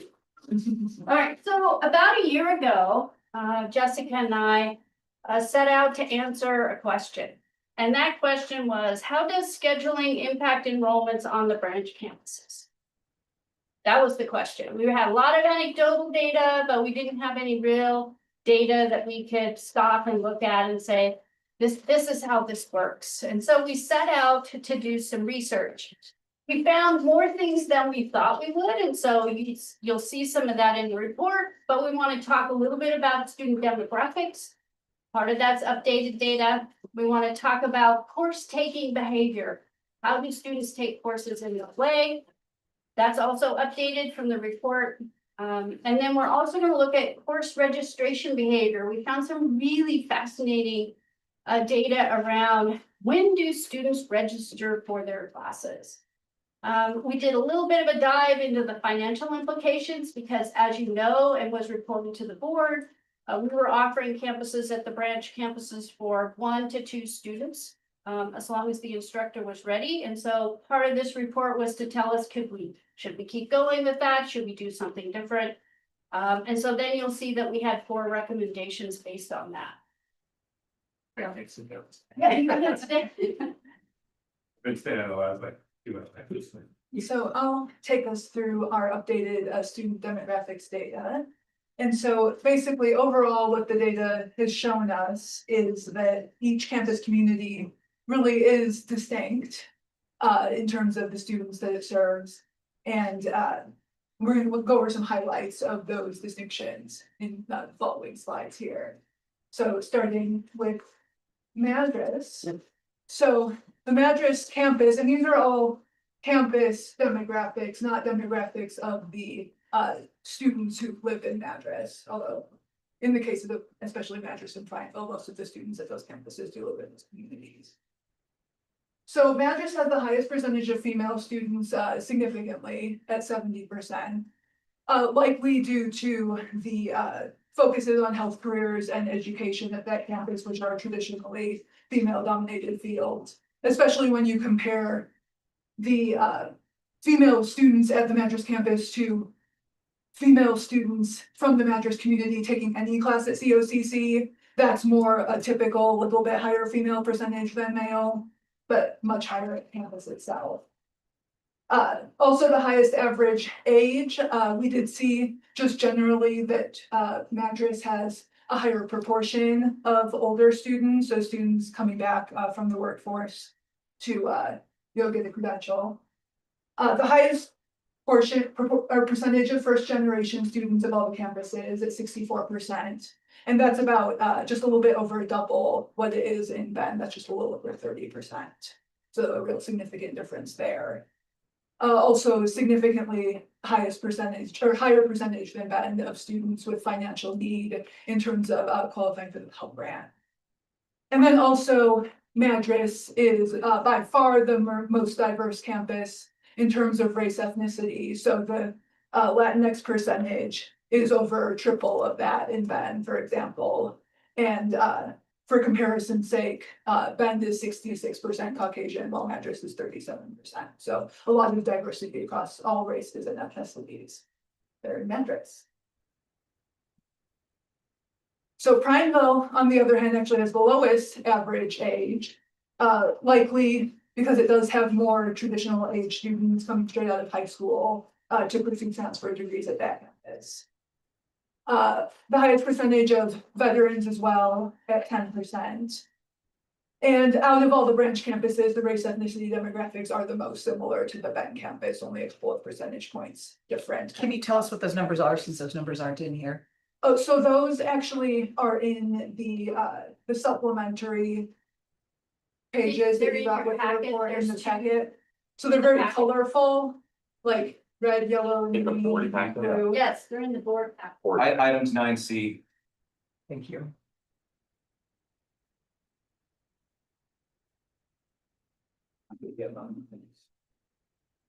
It should look like this. So it should be probably at the Probably end. towards the end, yeah. After the report itself. You get that far again. It's just several pages.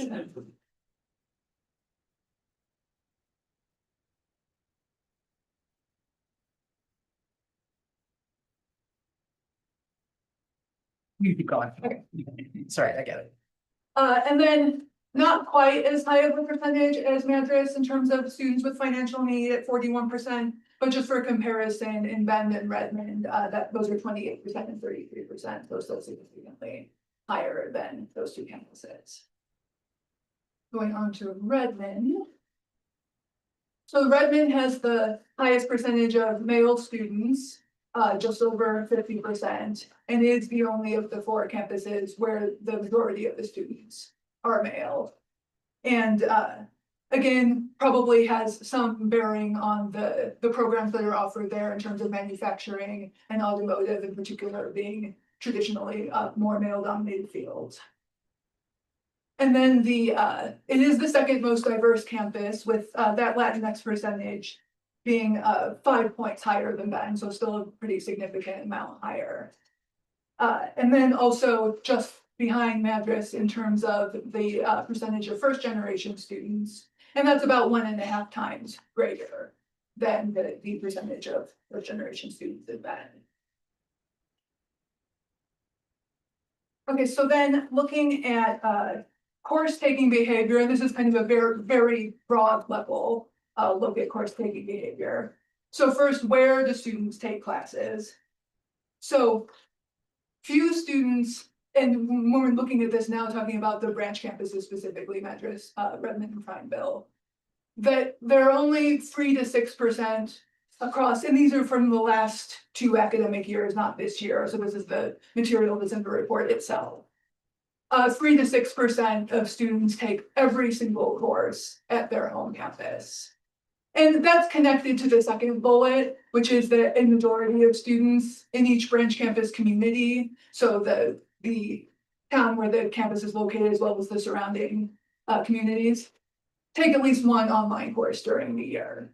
And so if they're taking even one online course, then of course, they're not taking all their courses at the home campus. But anywhere from 24 to 38% of students in each branch campus community takes at least one course at their home campus during the year, in each of those 2 years.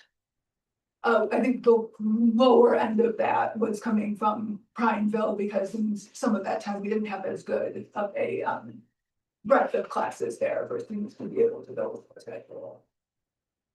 And then surveys of students conducted by Cindy's team at that time indicated that students did want more variety of classes and just more classes in general at their home branch campuses. They looked also at the desire for online and so forth. And there definitely is a segment of students that want to take classes in person at their home campus.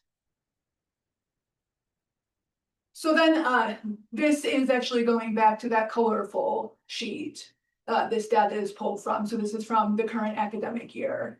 And just to clarify a little bit of the distinction between the groups of students that we're talking about in this 25-26 data, which is the colorful sheet, versus the 23-24 and 24-25 data that we used in the report, is that this current data includes all credit students, which is also college now students. So students taking college credit classes at high school in the community. And so looking at the Madras community, and again, Madras community is going to be several different towns comprised together to make in that area. But there's 643 students that are taking a class at any campus, and that includes online as well. During this year, there have been 643 students from the Madras communities. And then 198 of those, or 198 students, not necessarily of those students, but 198 students have taken at least one class at the Madras campus this year. And so that's how kind of all of those numbers work out. The first column being that number of people have taken at least one class at that campus. And then the second column being the number of students in that community that have taken any classes with COCC. So college now would be in the second column? Or is it in the Yes, first? it would only be in the second column because they wouldn't be taking classes on the branch campus itself. Good clarification. This would also be, They were concurrent enrollment. this would Oh, also so be that's students not- taking online classes, right? Right. Yeah. Wait, the first column is online. First column is only students that are taking Physically at a the class campus. physically at that campus. It could be a hybrid class, but at least it has class meetings at that campus. And it could be concurrent enrollment, so it's a high school student that actually goes to the campus. Yeah. But only those high school students would be counted at the first column, correct? All right. Okay, I think we're on to the next slide. One of the interesting things we found is that students behave in ways that the data shows that maybe we wouldn't think that they would. So if you go to the next slide, Lucas. So we asked the question, what do we know about how students behave when they're registering for classes? And we saw some patterns in the data. And what we found most striking is that student registrations increase during the final 2 weeks before the term starts. So student behavior is, I'm going to wait until 2 weeks before the classes start to register. We shouldn't be surprised by that, but that is a little bit of something maybe we don't think about, like students should get registered early for classes, right? That's what we tell them to do. On average of 25 to 30% increase in enrollments across all campuses in that 2 weeks. So if you're in Bend, they do it, but they are very significant in Prineville and in Madras. In fact, in Prineville in 2024, enrollments increased by nearly 43% in those 2 weeks before the term started. And in Prineville, it was 32%. I have three 20-something-year-old college students. I can tell you this is normal behavior. Yeah, it's normal behavior, right? Yeah, as academic affairs, we cancel classes with low enrollments 2 weeks before the term starts.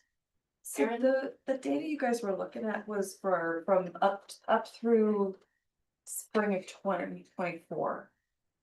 We looked at 24-25 data 25. in the report. Yeah. Okay. And that was the first year that we held the classes, even if it had one. Correct. Okay. Yeah. Wasn't that? Yeah, actually, we started, I think, in 2022. So it had been in the 2 spring of years at that 2022. point, okay. Yeah. What this tells us has operational implications. Like, what are we doing during those 2 week periods of time to help students get registered for class? We know that students make last minute decisions, right? And what we want to think about is what kind of staffing and infrastructure do we have that would meet those demands? What's available to students that are coming in a week before classes start to get registered for those classes? And how do we help them? Because what we found through the data is that the surge in enrollments could mean a class could go from 5 to 10 students in a week. Right? And we found that to be consistent across, and you'll see in our recommendations, part of the reason that this data helps us make those decisions is because we see those enrollments actually increase quite significantly in those last 2 weeks. To the next slide. Look, let's really quickly, Aaron's just letting you know that it's in presentation of the share.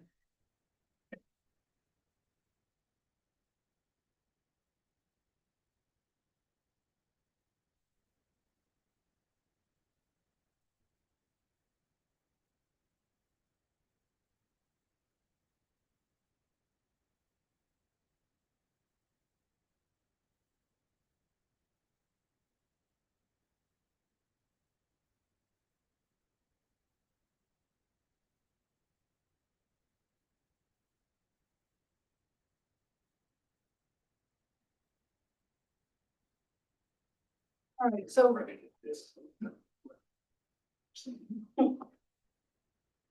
Looking at basically a simplified financial analysis that looks at direct costs.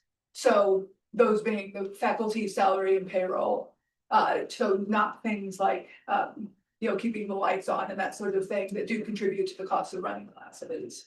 And then looking only at direct revenue, student tuition and college level fees. So again, not including things like the FTE that we get from, or the money that we get from the state for the FTE that those students bring in. But in this simplified version, for a lecture class, the break-even point is 17 students. And as Cindy mentioned, some of the branch campus classes have recently been running with 1 or 2 students. Although that has decreased over the years since we brought that policy on with, let's see, like last year, 4 to 6 classes at each campus were in that range, so not a significant portion of the classes offered. And so, that's going to lead to one of the recommendations that we'll be talking about here on our next set of slides. So we have 4 recommendations that are listed in the document. Yeah, so I'll take the first 2 here and then Cindy will talk about the number 3 and 4. So first recommendation is basically around the specific schedules to be built at each of the branch campuses to meet student needs. Are you talking about just classes, the class choice, like the classes that we offer? Or are you talking about the bell schedule? The classes. that we Because I'm gonna offer. bring that up again. Okay, yes, we're just talking about not when and. Which when classes on we're gonna offer which on the classes campus, we okay. offer. And part of that is also considerations of like not having conflicts with classes that would cause problems for students, so in the. But right now, schedule all of them, piece right now, all of kind them do. Comes into. Because our like, schedule's not compatible with the high school schedule. So we're getting somewhere between 20 and 30. I think we're gonna have like 30 students who are gonna graduate this year with their AAOT and their high school diploma from Cook County High School. And a number of students that are just short a couple of classes and they weren't able to take, they're not classes that are offered at the high school, they're not at college now. So they would want to take them on our campus and they can't because we don't have a schedule that lines up for them. You know, our beginning and ending times of classes don't line up with the high schools. And I'm not saying we need to change ours to be, but this is something I've raised for several years now. We need to be talking to the high school about coordinating. How can we change ours a little and maybe they change theirs a little because we're missing students that could take classes physically on our campus from the high school. So a couple of things, as you know, Prineville School District or Crook County School District has multiple high schools. So Grizzly Mountain Home Link is one of the high schools. And we do offer classes in coordination with them. So students actually do come on the campus. Susie works very closely with their principal. But that's the homeschool. So that one, they have way more flexibility. Those aren't like. They do. And the other thing we've done is we've had conversations with the school district about can we coordinate some of those schedules. It is extremely difficult. And one of the things they've said to us is that they really want to offer those as college now courses, because one, it's cheaper in tuition, right? It's $25 credit in tuition for a college now, as opposed to the concurrent enrollment. So we've had some conversations with them about how do we schedule those classes. We'll continue to do that because we would like them to come over to the Prineville campus. In fact, Susie has had conversations with them to say, if you're gonna get an AAOT from us, we really think it's valuable that you actually take a college class on our campus and not have done your entire AAOT in your college now courses in the high school. So I hear you, and I think we continue to work with them around how do we do that. It's tough. But we don't make any progress, and we've been talking about it since Betsy was our. I know. I think we've made some progress, but not that kind of progress. Yeah, I agree. Is this another one? You and I have talked about this before, where the number of hours that the school needs for classes doesn't align with what we're required to do for our state. Yeah, there's all kinds of systemic issues around, they run on a different system than we run on in terms of timing and how their classes meet and all of that. Yeah, there's I a don't know lot. that their hours of instruction requirement, our hours of instruction requirement necessarily line up. That's a problem. It's a big issue. So would it be inappropriate for me to get in the middle of those discussions, because I'm hearing from them that we're the problem. So I'd like to understand on a granular level what the problems are, if that makes sense. Cause I feel like I'm kind of caught in between. Yeah, I think that would be great. Yeah, I mean, if we can get more students from Crook County High School to come over and take classes in Prineville, That's a great one. that's a good thing. It doesn't help that one of the school board members lives at my house. I know. Has a lot to say. Maybe we should invite him to the meeting. We should 100% invite him to the meeting. 100%. He'll probably have more to say than me, but thank you. We'll circle back around. Thank you. Great, okay. Yeah, so, in the report, we lay out pretty detailed recommendations around mainly AAOT classes and related instruction classes for CTE programs. The CTE programs themselves that are housed at those campuses, I mean, they know what program classes they're offering. That's not the issue. It's more around what transfer classes we can offer and how we can support those CTE classes as well. So we have a lot of specific, data-driven recommendations on foundational and general education courses for the AAOT. And then in terms of kind of the planning piece or the coordinating piece, this academic year, we held 2 meetings with both the transfer department chairs and the branch campus directors to all come together to start working through the issues of building those schedules. And then also they followed up that work in a shared team site to kind of build the schedules together in order to make sure that students' needs were covered and avoid conflicts between classes at the campus, at the campus itself that would cause problems for students. The second recommendation is kind of around both the decrease that we've had in lower enrolled classes, the financial implications of running very low enrolled classes, and then also the data that Cindy was sharing about late enrollment. Is that starting in fall to have the minimum enrollment threshold of 3 students by the cancellation date, which isn't quite 2 weeks before the term, it's the second Friday before the term, so about a week and a half. And because that does show when we've looked at point in time enrollment at that moment, and then the eventual enrollment in the class, if it's got 3 at that point, there's likely going to be 5, likely even going to be more students in the course by the day 1. I really like this because I remember when we adopted the one, student, and the concern on the branch campuses, which we've seen, is people, they get their schedule set and then the class gets terminated, right? But we knew that that was not a sustainable thing. We wanted to do it for a couple of years so people got sort of to feel comfortable that, yes, we're going to make the classes go.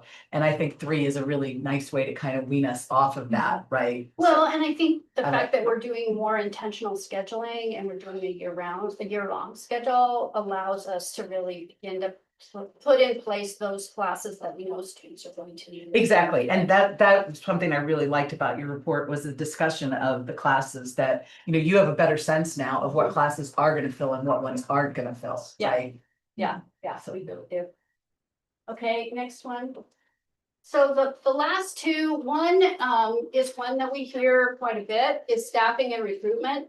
You heard earlier that it's a long drive from here to Madras or from here to Prineville. And it takes time and it takes energy to do that. We have a lot of committed faculty and they do make those drives. But we are also actively recruiting part-time faculty who are willing to teach. Ideally located in those communities. So there's an active part-time instructor pool that's open and on the HR website for any person in the community that would like to teach. They can put their application in. I go in and look at it every month or so. I sort of go through and look at their degrees, and then I send it out to department chairs and to the deans so that they can see, are there people in the community or people in a community who are willing to teach at the branch campuses? And we have hired some people from those pools. So we're going to continue to do that recruitment. Can we proactively reach out to folks we think would be good fits for these roles? Or are we waiting for them to discover us? The directors, if they know people, oftentimes will encounter people in the community, and yeah, that pool is open all the time for people. If you know people who want to teach for us, that's a great way to get, sort of in on that. In fact, I was just looking at it earlier today, and we had someone with a PhD in that. They live in Eugene, so I'm not sure they should go out and teach in Prineville, but we can help. Maybe they will. We also are seeking to hire full-time faculty who are based out there. So we know in Madras, we have a full-time education faculty. We have full-time nursing faculty, medical assistant. Full-time temp in humanities. Full-time temp in humanities. We have full-time faculty. We have a large group of faculty teaching in vet tech and manufacturing together. So we're trying to base some of those full-time faculty out there to minimize some of that travel time.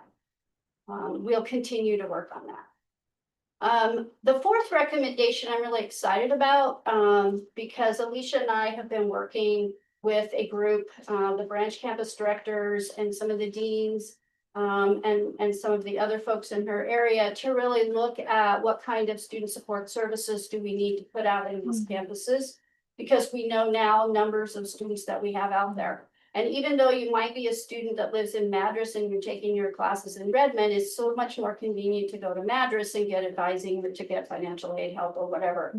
So we formed a work group. We've actually had 2 meetings. We just had our second meeting yesterday, and we are working. It's very exciting because we're really thinking about what would student services really look like out at our branch campuses. They might look a little different than they do here in Bend. And so we will continue to push forward with what that might look like over another couple of meetings. And the purpose is really to develop a strategy for providing student support services at our branch campuses. I think that's our next one. It is. Questions?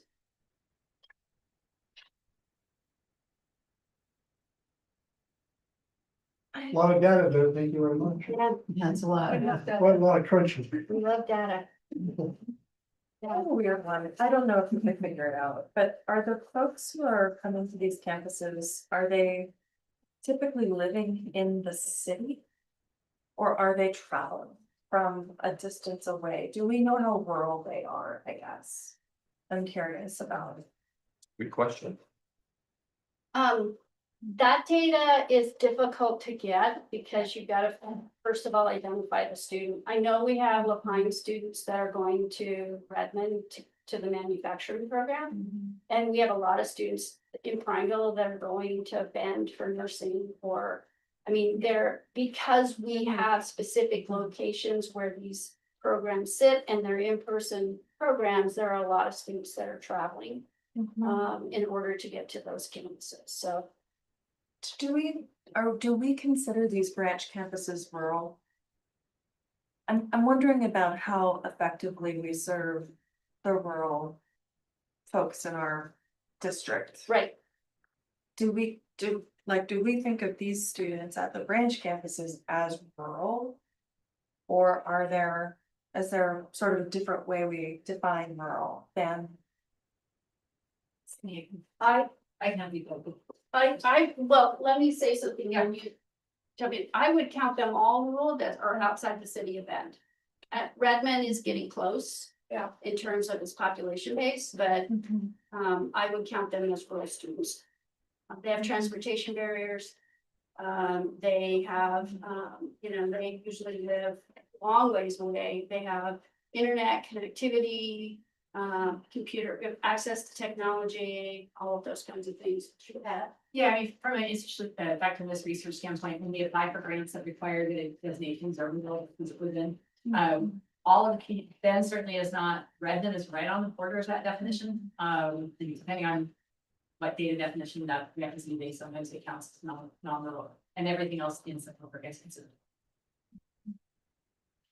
I would just add to that, the Roundhouse Foundation, one of our most important funders, has a little bit of their own definition. They fund rural Oregon. They do fund CTE programs that support all of our campuses, but their main focus is to support our branch campuses. Their big investment in the Madras campus, but even they have been on their statewide grants panel for years. It's a moving target and really tough because students might, so as a Bend student that goes to the nursing program at Jefferson County, now rural, not necessarily, but it is, there's not a perfect definition, at least in terms for the funding and all that. Other questions? So the recommendations, the 4 recommendations you have for us, is that an action item or is it just continuation of the discussion? I think it's we're gonna enact the 3 minimum enrollment in the fall. That's a decision that we've made in academic affairs, so. Yeah, that was a recommendation from us to academic affairs. So that's been enacted. I'll continue with part-time recruitments and decisions made. Other things, I won't make the decisions around the hiring, but we'll do that. So really, I think the 4th recommendation is the one that's really still in progress. And, depending upon what that group determines or decides, there'll be a recommendation probably coming out of that. And we can bring that back to the board as needed. And basically, as soon as we finish writing this, we've rushed to start trying to get some of this stuff going. Yeah. Yeah, so it's an ongoing project. We keep going. Thanks. Yeah. Thank you. That's great. I gotta read it again. Lot in there. Very important. Thank you. Yes, thank you. Thank you very much. Okay, next up, we have the 2023 through 27 strategic plan update, workforce development. Yeah, that's me again. You're back. Hi. This one's gonna be short and sweet. Anne Marie asked me to present this update on one of our action projects, workforce development. And so as soon as,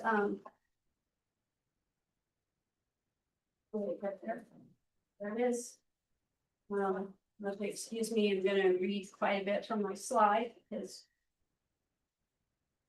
Okay, this is a regular update to the board on our progress with one of the action projects from the 23-27 strategic plan. So tonight we're gonna focus on workforce development. Oops, it were up. It was sure. Oh, it's sure. And you do have this in your board packet.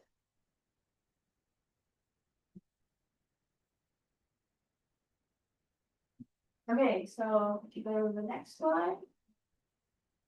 Just a quick reminder of our 5 strategic goals, and tonight's update is squarely focused on the workforce development one. Next slide. Another reminder of where we're headed, and I'll go ahead and read the goals. COCC develops and aligns educational opportunities with regional workforce needs and industry standards. So that's the goal we're focused on tonight. Next one. Under workforce development, we begin with 3 action projects. The Madras expansion, which we all know about, is essentially finished or right there. The MATC revitalization is ongoing, and we reported on that actually separately at an earlier board meeting. Tonight's focus is on the 3rd one, which is workforce infrastructure. And we'll be walking you through an update of that infrastructure action project. So, all right. So this action project has 3 aspects to this charge.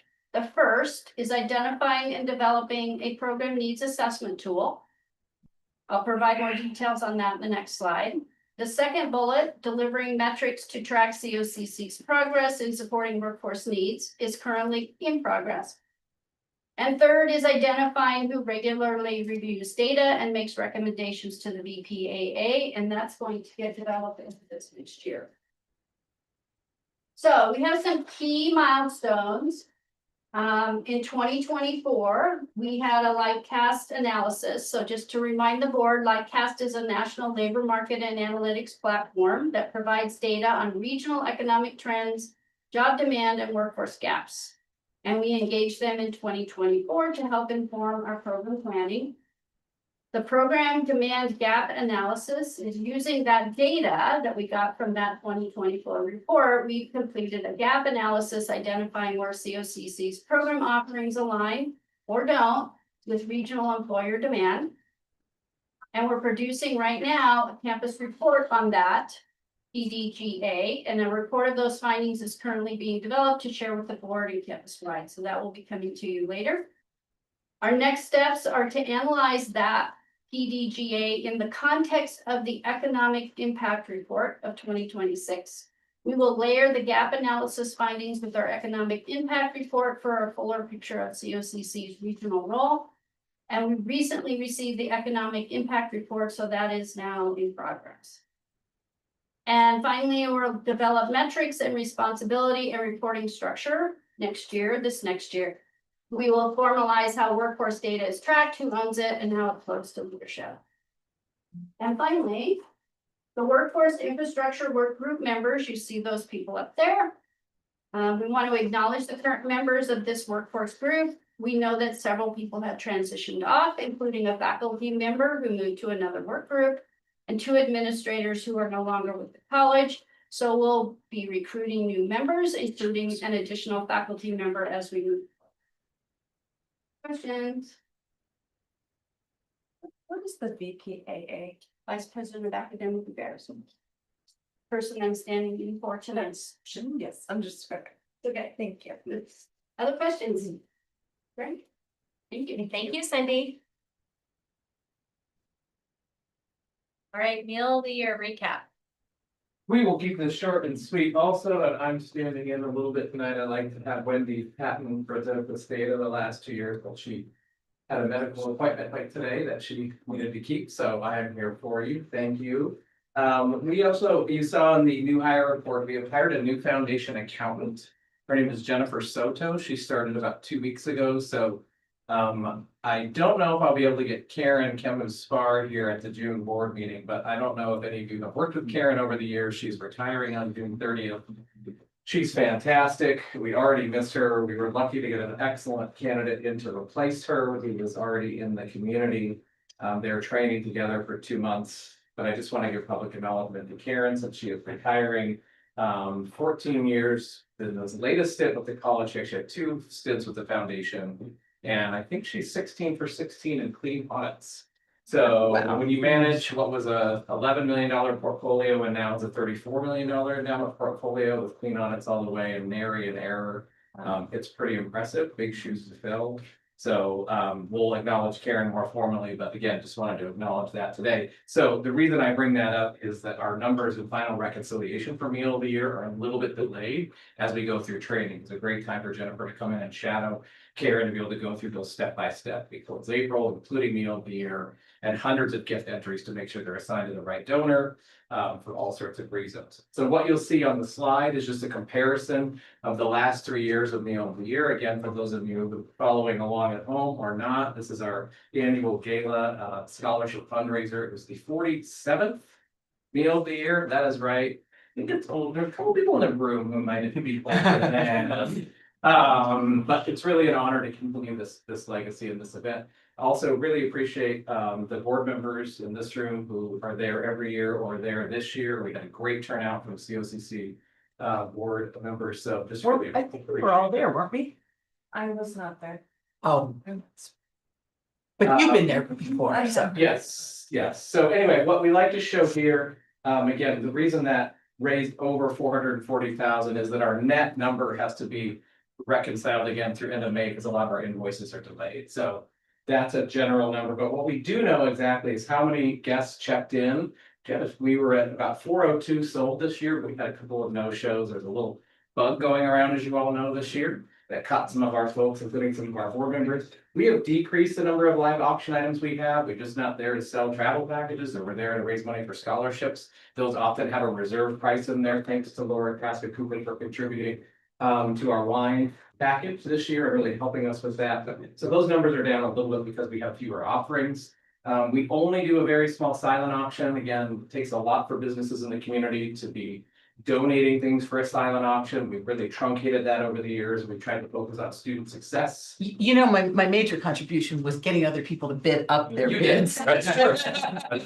Well, Did it well. into the Greg's package with him sold twice as much as the package with me, but you know. It's just- Work on that. just That was my husband bidding, not me. It's just I the like new Scott. guy. It's the new guy. Although people know they can play bad golf with me. So anyway, the reason why I'd like to share that is, you know, it's a huge burden on our business community to put together a silent auction. That's no shade to other organizations in town that do that, but we made a conscious decision coming out of COVID, our fundraising committee and our board, to focus on student experiences. So there was a fire pit made by our manufacturing students. Hayden Homes has a wonderful package that was a signed poster, but we're really not there to run a silent auction. It's a lot of work for volunteers. It's a lot of work for staff, and it's a lot to lean on the community to continue to give those certificates and those donations. But again, we like to show that the Wonder Raffles where we sell 100 tickets for $100 for the chance to win a big trip. That sells out every year real fast. The spinning wheel is the wheel. It's a new game we have. It's very fun. And then the biggest important factor is our scholarship raise. That's the paddle raise for scholarship support. As you can see this year, that was at an all-time high, $252,300 raised at the event, and in lieu of gifts. We have a very generous community. So just thrilled with that number. And then what I like to do is show a little bit of the photos. We have an awesome new photographer on the NPR staff, Carson Busker. He does a great job. So our honorees this year are Dave and Deborah Burke. That's a picture with them on stage with Greg. What I love, if you look very closely in the background, you can see them on the Jumbotron, having their picture taken by Carson. But really, Dave and Deborah, Dave was on the COCC Foundation Finance Committee for a number of years and was president of the board from 2000 to 2005.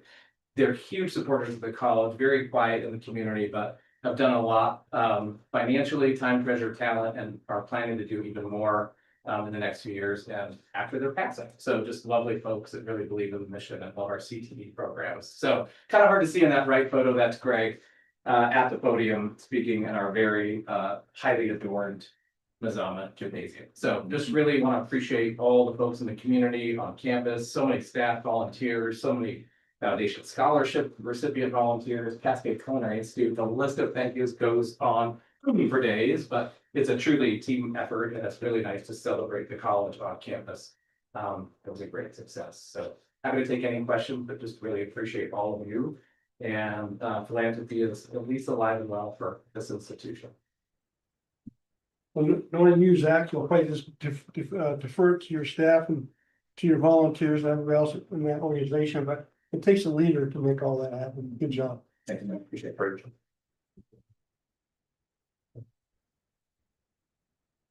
Okay, next up, we're into new business. So we have food service solicitation.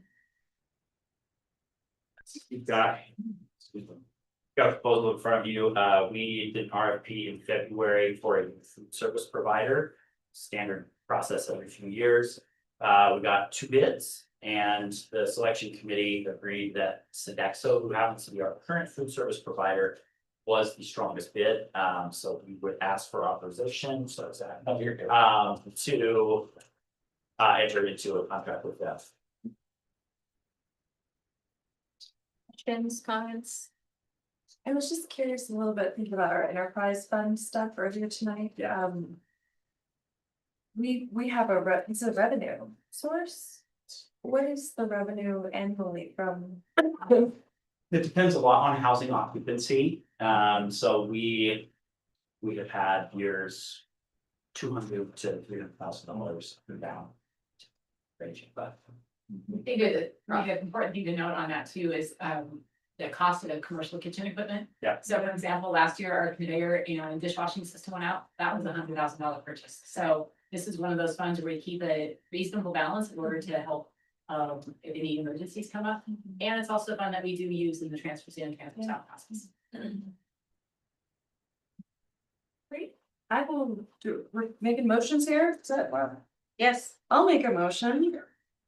Be resolved that Central Oregon Community College Board of Directors hereby authorizes the college president to negotiate and execute a contract for food service operations, including residential dining, cafe operations, and catering services pursuant to RFP 1616-26 with Sodexo America LLC, subject to successful contract negotiations and compliance with applicable government requirements. Second.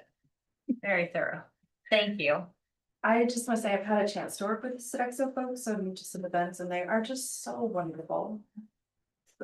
So yeah, they're so easy to work with. Any other questions or comments? All those in favor, please say aye or raise your hand. Okay, so that would be none opposed. Okay, so now we're into Board of Directors operations. So summer retreat update, we're still looking for a date. I have the doodle poll open, The results are coming in. So- I have answers for everyone except Alan, and before we get to that, the most favorable date so far is July 17th from 9 to 1. However, that date does not work for Jim Porter. So do we? I thought I said I could do any time. Okay, good to know. Do we want to push it further, or should we follow Jim? He's out of town right now. Yeah. To be decided. You know, there's gonna be time, and particularly during summer, you always gonna have those challenges trying to get everyone 100%. Yeah. Now, if we were missing 2, I would probably fault, but I would say if there's only one of us that can't make it. Yeah, but he's vice chair. Yeah. Assuming he'll be chair. Yeah. Okay. I mean, he's kind of, I mean, we're all equal, but some of us are more. equal. Thanks for reminding me. Okay, well, otherwise, we could do July 18th, but then Laura would not be available. Yeah, I'm not as important as Jim, quite frankly. Oh man, I don't know that I can make this decision right now. Yeah. Can we? To Okay. be determined. To Okay. be determined, yes, so we'll follow up. Good. And then as part of the summer retreat, we'll talk about goals for the upcoming year for the board, the president, the board self-evaluation, and that's 4 hours, so. Okay, thank you, Kyle. It's a real art to get our schedules aligned. One way to put it. And you couldn't shame me as an ally. That's what I put in my response. Well done. At the buzzer. Okay, next up, we have the proposed revisions to board policies. So we have GP7 board planning cycle second reading. We do, we do. And we have. Oh, we're not gonna take seven, we're gonna take seven yet, sorry. Yeah. I don't have to give you guys, paper. Okay, so I believe this is just the second reading, and I do not believe that we made any changes since the last, since the first reading, because I believe there were no comments from the last meeting other than, hey, policy review committee, you guys rock. But we did notice one thing, which was, and I think that was, Aaron Mers gets credit for that, that we have a separate calendar that we track, that's just like a physical calendar, and it needed to be modified a little bit, but it doesn't affect this. That was just to make it consistent with this. So I think that we are ready to have a motion and a vote, motion second and a vote, in order to adopt this as our second read. Unless there are questions or comments. Okay, do we have a motion? I'll move approval of GP7 as presented in our packet. Thank you, Alan. And a second? A second. Thank you. Okay, any other questions or comments? All those in favor, please say aye and or raise your hand. Aye. Okay, so none opposed. Okay. And then we have BEP 8 debt level and management second reading. We do. And for this one, you get the great joy of looking in your packet at BEP 8 and looking at the document that I'm going to give you right now, because we made a couple of little minor changes yesterday in our policy review committee. You guys should be proud of us. We met twice since the last meeting. Because like I said, there you go. So the first change that we made is in your packet, and that's the one where instead of saying the president shall administer the college's debt management activities, you can see we've got language that says the president, in collaboration with the vice president of finance and operations, shall administer the college's debt management activities. The other change is in the paragraph just above that, and that's what I've just handed out to you in the red line. And we had a discussion in our policy committee meeting, the first one we had on the 9th of April, that we wanted to make sure that we were keeping in mind our credit rating and our viability ratio as well when we're managing our debt and deciding whether we're going to incur debt. So we added those. We talked about doing a specific ratio, and we decided that that would wreck our flexibility. So instead, we decided that those are factors we must consider when we are considering debt. So.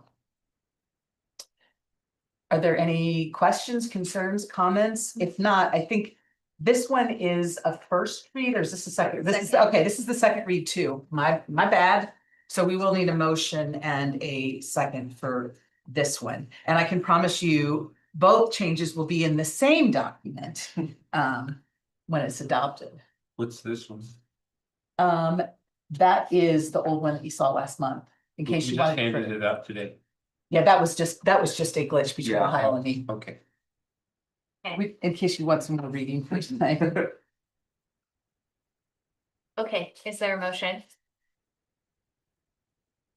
I'll move approval of BEP 8 debt management and issues. Alan, is there a second? Okay. Oh, Aaron, I think got it. Is that a second? Okay, any other questions or comments? Okay, all those in favor, please say aye and or raise your hand. Aye. Okay, so none opposed. Okay, and then the last, we have BEP 9 general fund reserve policy second reading. This is attached to the thing that I just gave you. Okay. But in addition, I believe we had what you saw last month is in your packet, I think. Yeah, yeah, so there were some changes from last month's packet. But I think that, yeah, So the one thing that is important to note is the change that we just made that I mentioned today when someone on the budget committee very correctly specified, hey, what are you guys doing as far as, oversight of the reserve, where we are in meeting our reserve policy. And so we've added under monitoring and oversight that we're going to get monthly reports from the Vice President of Finance and Operations. And then also annually to the budget committee, and we'll know where we are at each given month. And we're also going to monitor our trajectory on the UFB and the number of days of operating reserves. So we thought that it's one thing to say in the policy, we will monitor, but when you actually say we're going to get it every month and look at it every month, we thought that was a good way to make sure we actually stay on it, because we've got to take action. As you guys know, it's important that we stay in compliance with our policies. Number one, it's good practice. Number two, it matters when we are going through accreditation. And so since we have specific actions we have to take, if we're not meeting 60 days or 37 days, then this is a good way for us to make sure we know when we're not, if we're not meeting 60 or 37 days. We hope we don't get to that point. So there we go. And this is a second read as well. Yes. So these three will come off of our plate unless anybody's got comments or changes or questions on this, because you can always send it back to the policy committee. You want to send it back? God knows. It's like nervous laughter. That does get to be a little bit of a chore to manage all these red lines, doesn't it, Kyle? Yeah. That's why he and I are going back and forth. And I'm sorry, that's just, it's the vagaries of the red lines for one thing, and second of all, it's just, yeah. Okay. And Kyle, you're keeping updated. We now have a spreadsheet, so as these get adopted, you'll be updating that. So we'll know when all of our policies have been last reviewed. Okay, so do we have a motion to approve BEP 9? I will make a motion to approve BEP 9, General Fund Reserve Policy as drafted. Thank you. I'll second. Oh, thank you, Laura. Okay, any other questions or comments? I think it's gonna go through Kyle. Okay, all those in favor, please say aye and or raise your hand. Aye. Okay, so none opposed. Okay, so then, can I just really give my update, and then you don't have to come back to me since I'm already talking about these three things. Oh, but you're going out of order. Okay, keep going. It's okay, we could do it. No, go ahead. We are now taking up a couple of additional policies, and that's going to mean that one of them is our code of conduct for us as a board. And after we do that one and one other one, everything will have been reviewed within like the last 2.5 years. We're still going to keep going because we're going to make sure that all of our policies will have, we have to set up sort of the rotation to make sure that we know which of our policies are being reviewed each year, so that all of our policies get reviewed at least once every 3 years. That doesn't necessarily mean we have to amend them, but we're going to be reviewing them and at least reading them and saying, yep, we still like this, or, So if you have any questions or concerns about any of the policies as you go to read them, and I'll remind you that they're very conveniently on our website, just let us know in a meeting, or just reach out to any of the three of us, Erin Mers and Erica and me on the policy. Great work. I got a question. It has to do with, will these things get addressed in the budget, when we develop the budget, or through the year? I mean, what things? Well, the debt management and having to deal with having to adjust things. Yeah, when do we deal with? So what would happen under this policy is if Michael came to us, or Michael's equivalent in 6 months came to us, or 8 months, it came to us and said, hey, we, we fell short in enrollment, or we fell short in, the state cut our funding or whatever, retroactively for this biennium. So we are now gonna fall to, 32 days. We would, as the board, have to sit there and make a decision on how we were going to get our reserves back up. Working with Michael, I assume we'd have recommendations from staff, and then we would have to adopt an amendment to the budget to provide for that. Right, Michael? Because we'd be reallocating funds around them. So the budget would sort of follow any changes necessitated by the policy. Or like the legislature decided they were gonna cut what they already gave us. That's what I was saying when I said if they cut it retroactively, because sometimes they'll cut it for the whole biennium at the end of the second year. Yeah, we've had that happen. That's a terrible time. It is, but at that point, if it dropped us below that 37 days, we would have to take action, and that would include amending the budget. Which, Michael, you alluded to when we were in the budget committee we now have it built in so that in December, we take a look, a sort of snapshot of the budget and consider any amendments, but we can always take up amendments during the year, and sometimes we've had to. So. Does that make sense? Yeah. Thank you. All right, so we can advocacy committee. Yeah, so Lucas is gonna join us for a chat on this. Last meeting, we shared with you guys that we were working on some talking points for us all to have at our fingertips, and some encouragement from the advocacy committee for each board member to maybe be setting up a couple meetings with leaders in your communities, 2 to 3 maybe, just to begin to just to continue our collective work in expanding our regular engagement with our different constituencies. So in Redmond, Alan, I don't know when the last time was you went to coffee with the mayor, but maybe it's a good time to go to coffee with the mayor, or up there in Madras, we've got a lot of community engagement, but spending just a little bit of time connecting with other elected leaders or other senior community leaders, just to be representing COCC, offering an opportunity to talk about what the college is up to, what some of our highlights are, some of the challenges, some of the things coming down the pike. We heard a lot tonight, for instance, about the possibility of a bond measure in 2030. So beginning to seed conversation around the things that are coming down the pike and what we're up to now. So Lucas has prepared some talking points for us. And Lucas, do you have those? Do you want to share? I don't have a copy for everyone, but I'll send it around once. I'm good. And Joe. Well, I think we want to review them, so we can have a seat. let's get these two. Can I just make a comment real quick just before I forget it? Yep. So bond issues and going out to the public and voting, we think. In the past, we've had this committee, I would say it would be the finance people of this local government, basically, that sort of meets and goes, okay, who's gonna go out when, to make sure that we're not all competing at the same time. So, if we're thinking of 2030, years before that, we should be letting everybody else know where we should be developing it and getting our place.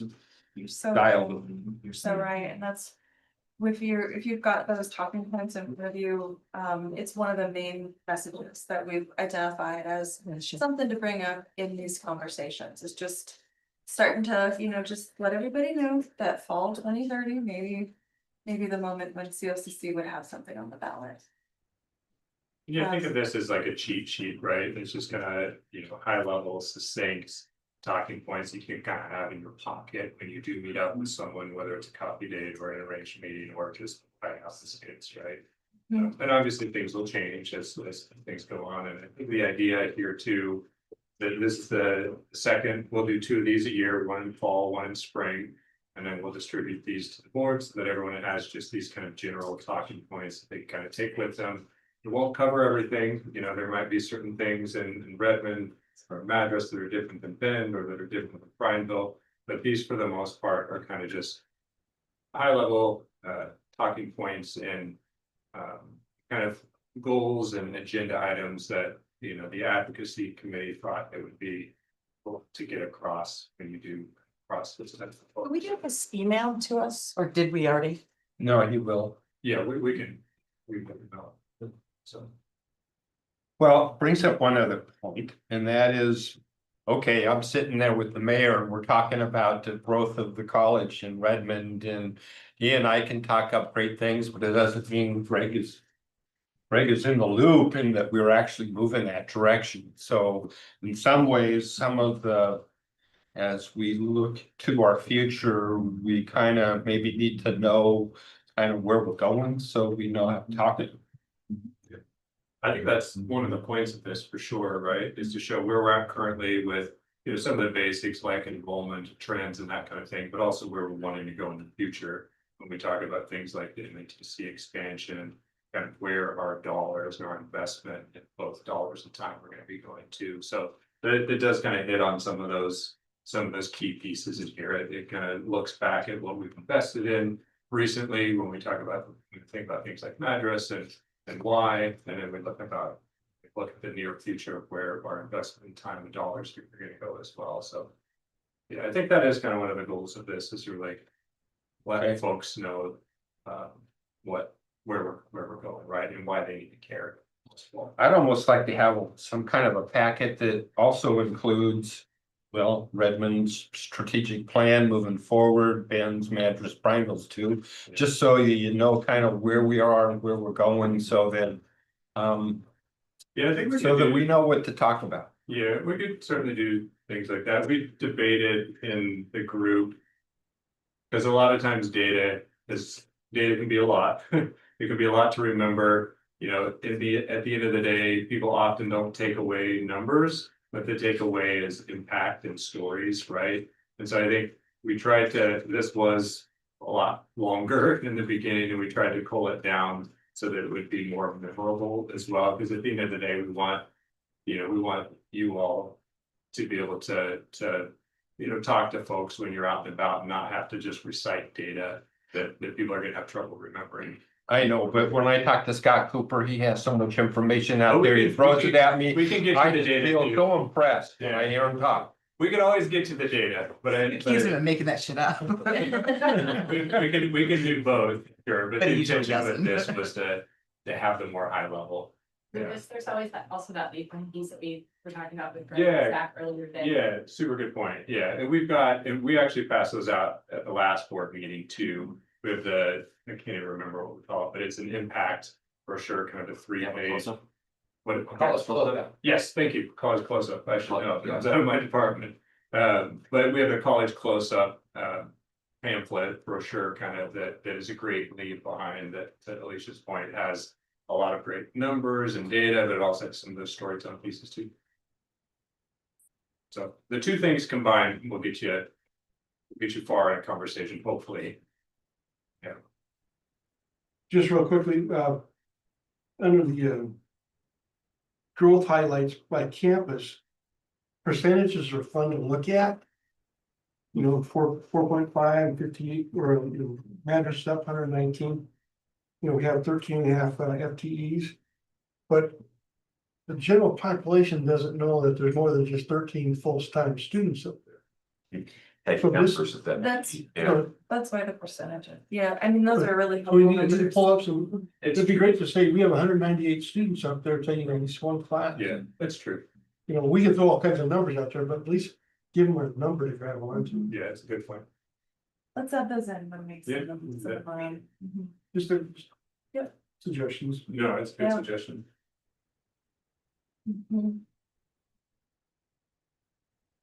Okay, anything else? Thanks for doing all that. Let's get some coffee. With our talking points in hand. Yes. That's like. Elevator pitch. And Alan, just to let you know that Jeff Rasmussen is actually coordinating who's going to go out for bond each year. That's something that that's been going on for years. Yeah, I think the Deschutes County does it too, you know. Yeah, well, I just remember when I was doing local government, well, they all got together and they talked about it so that they would, So make Deschutes sure. County does it, develop that on COIC's board.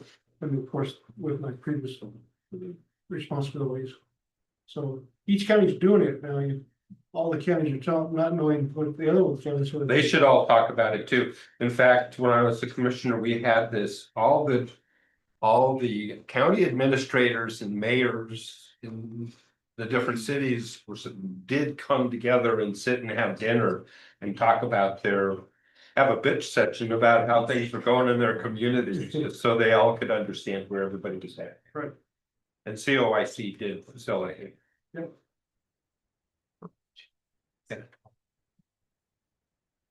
Okay, thank you. All right, and then update on the President's Evaluation Committee. So we met. We have our assignments for interviewing SLT extended members and some community members, working with Greg. And Greg has turned in his self-evaluation, which I will send out to all of you. And then here at the end of next week, I'll ask that you send back your evaluations to the committee and we will meet. And then we'll have more conversation. Yes. All right, and then the real estate committee. Joe, do you have an update?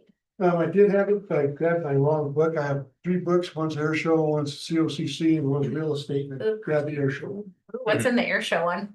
Oh, that's too many. Stay tuned. Yeah. So I'm going to go off memory, and as Alan knows, I have a great memory, but it's short. So we did meet, just an update from Wispy, William Smith Properties, who oversee our real estate activities and advises, consult with us, helps with the financial stuff. If you're not familiar with what they do for us, going for them, I don't know what we'd be doing, short of hiring a person just to manage our real estate.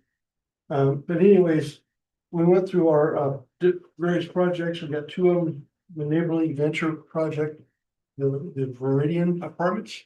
They're about 80% full. They anticipate being over 95% full by the end of summer. So that's encouraging. That is a revenue to the college that we utilize to operate this organization. In the future, we'll probably be looking at their other project with their developers, the Ponderosa project. It's in due diligence right now through February of next year. They have that. The market for homes and rentals is really soft, not only in Bend, but everywhere else. Various reasons, even going from the mortgage to the cost of building, people's income, what happens at Trump DC, who knows? But they, we may have to make some decisions going forward to extend that. Wait till the market's right. What's that? To wait till the market's right. Yeah, yeah. And so hopefully, we'll become, we may have to make some decisions as a board later this year. But I hope that we'll get all the information from this being, of course, the developer. And it's just a different world at the moment when it comes to selling apartments. There's a place called Jackalope Pines or something. You know, they have 300 plus rentals available. Oh, you're talking about the Jackstraw. They have 300. I like Jackalope better. But they have 300 plus apartments, and you know, they have, at the time of the report, they had 30 rented, and they were giving things away just to give them rented. Or lease of this. So it's a different world at the moment. Michael, is there anything else I need to recover? Peter showed us a slide that there are 1,400 apartment units going online right now, which is twice as much as any year for the past, I think it was 10 years. Yeah. So I mean, that was kind of eye-opening. So Peter presented a number of options to deal with the property on the southeast corner of Seven Park in Mount Washington. Because we don't want to lose some of the permits we've already received.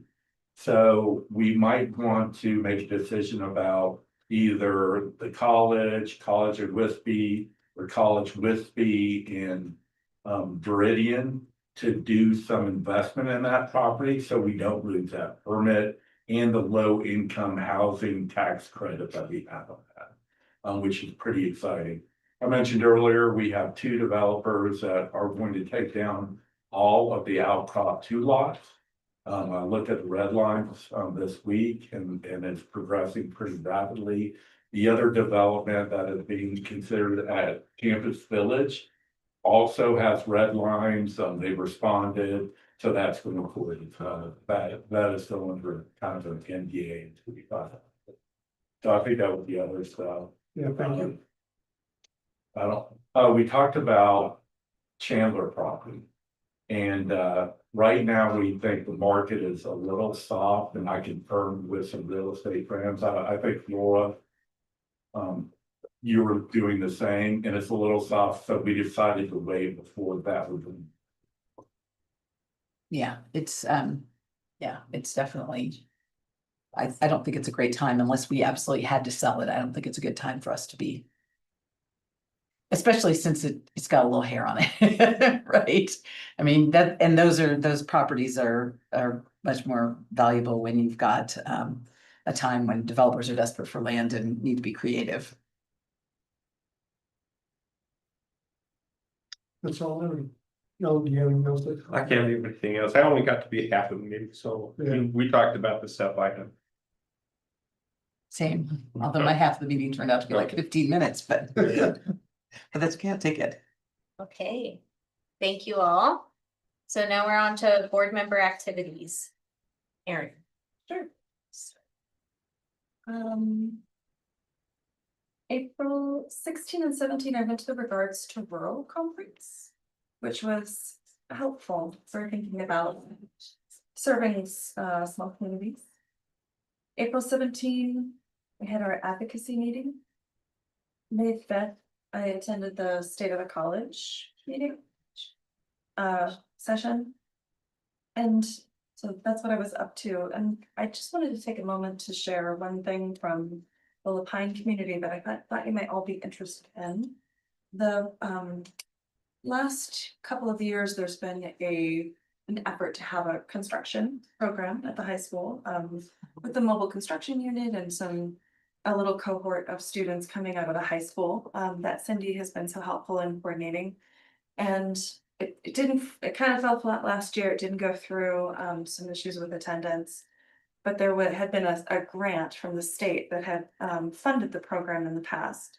That grant ran out, and a lot of parents, a lot of the folks who are engaged with their high school advisory committee down there wanted to be sure that their class still went this year, because there's so many students who really are quite interested in going into construction and workforce development down there. And they raised $30,000 themselves to make this program happen. That's fantastic.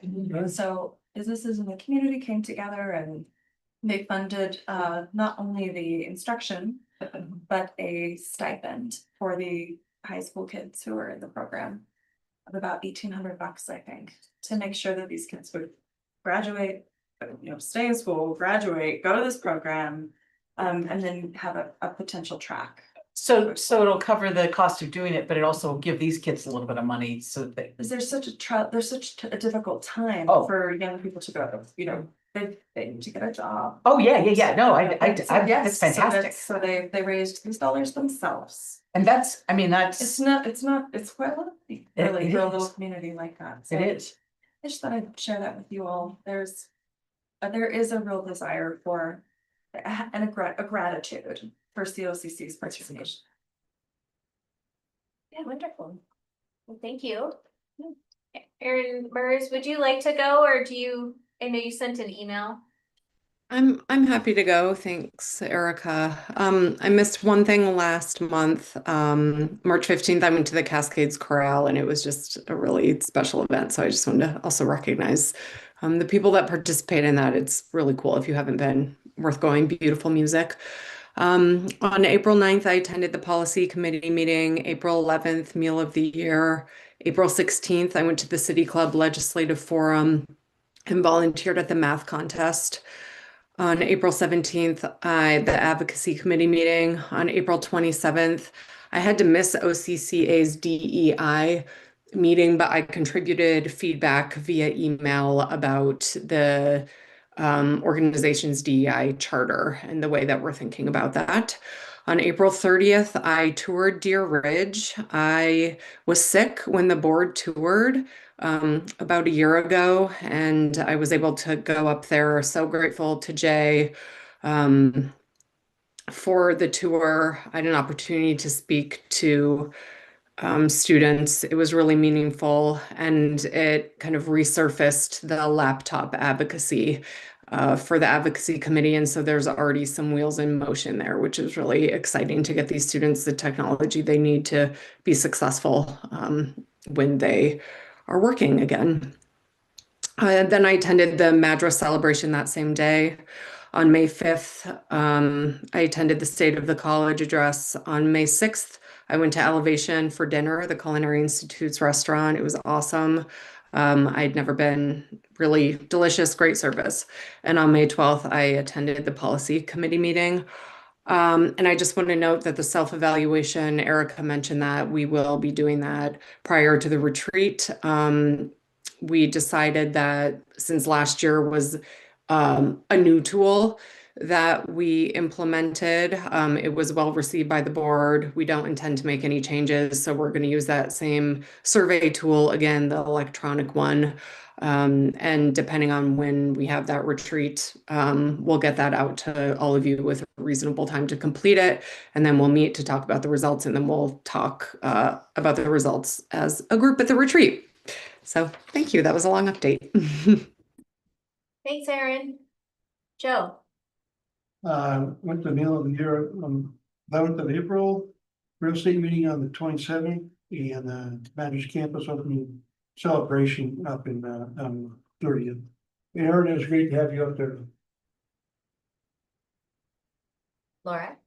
On April 9th, I attended the policy review committee. On April 11th, I attended meal of the year.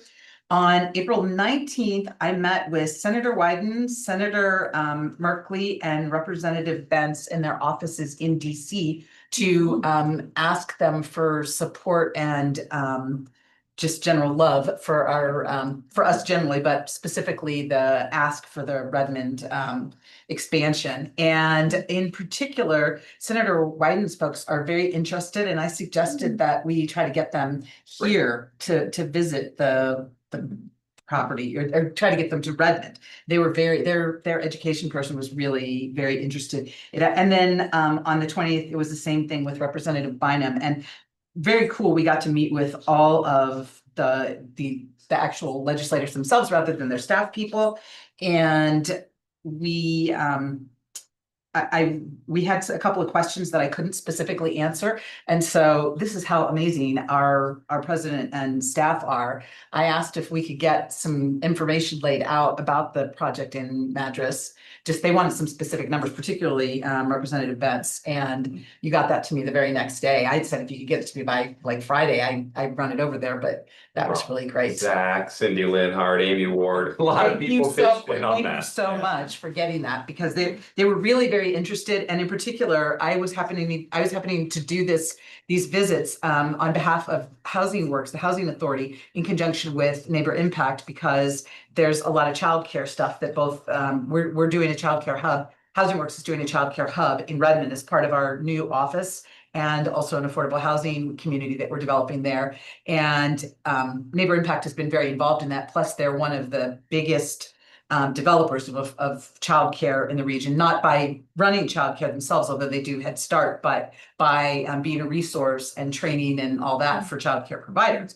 And so one of the people that was there on behalf of Neighbor Impact was the board member who is she's a board member of Neighbor Impact, but she's also a city councilor in Redmond. And we just went back and forth about how important the workforce development was in Redmond, and how Redmond has actually had a significant increase in the need for jobs in CTE, and they're desperate for training. And all of them, all four of our legislators just loved hearing about that. And that was it was just, synergy was really great. They kind of thought I hijacked a little bit because I was supposed to talk about housing and they also talked about COCC, but it was good. So thank you for providing that information, all of you guys. That was really helpful. Then the real estate committee on April 27th, a call with Jim Porter on the 27th also. On the 30th, a call with Erica and Greg. On the 4th of May, the President's Evaluation Committee, and on the 12th of May, my second policy review committee. And that's all. Thank you. So 4/11, I did meal of the year. On the 21st, we did the Kai's fund meeting to move that forward for the budget. On the 27th, I did the Oregon Community College Association Budget Committee meeting, plus half the real estate committee meeting. On May 5th, I met with, I did the COCC, State of the COCC in Bend. And then in Redmond, we visited Congresswoman Bynum, the Redmond place to go through issues with CTE. And then on Thursday, I did the State of the City, State of the College in Redmond, because I told Amy I would do that. And then on the 12th, this last Tuesday, I went to the Redmond Proficiency Academy and handed out 4 scholarships, merit scholarships to students. And then 2 Associate of Arts through the College Now program. 2 students got their Associate of Arts. So I gave them certificates then, but I'm sure they're going to be walking at graduation. Awesome. Thank you, Alan. Okay. So on April 10th, I met with Greg and Jim. Is that going back too far? I don't know. No, Okay, there, okay. And then the 11th was the meal of the year. On the 17th, the COCC Advocacy Committee. On the 20th, I met with Linda, how do you say her last name? Yeah. McMahon. She was Education touring, yes, secretary. the education secretary who was here touring the aviation program in Redmond.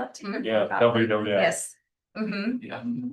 And then the 29th, call with Greg and Jim. On the 30th, attended the ribbon cutting in Madras. And then also had a conversation with Jim and Laura. It wasn't Greg and. It was Jim and Laura, sorry. Yeah. Thank you. And then on the May 1st, call with Greg and Jim. On the 4th, we had the President's Evaluation Committee. On the 5th, we had the State of the College address here in Bend that I attended. On the 5th, I also was in Redmond with Janelle Bynum. On the 6th, Greg, Jim, Kyle, and I met for agenda review. On the 8th, call with Greg and Jim, at which I can never remember if we really all were there. Or I was there, you were there. Mhm. If, yeah, I think Jim was too, yes. And then on the 12th, the policy review committee. Got it. Okay. Very good. Anything anybody would like to add before we move on to the president's report? I do. We talked about air show, really quick, I'm really proud of this. Okay. There is 4 air shows at the F-18 Growler demonstration teams showing in the United States this year. They had originally 6 until the sandbox flew up. Now they're down to 4, and we still made the 4th selection.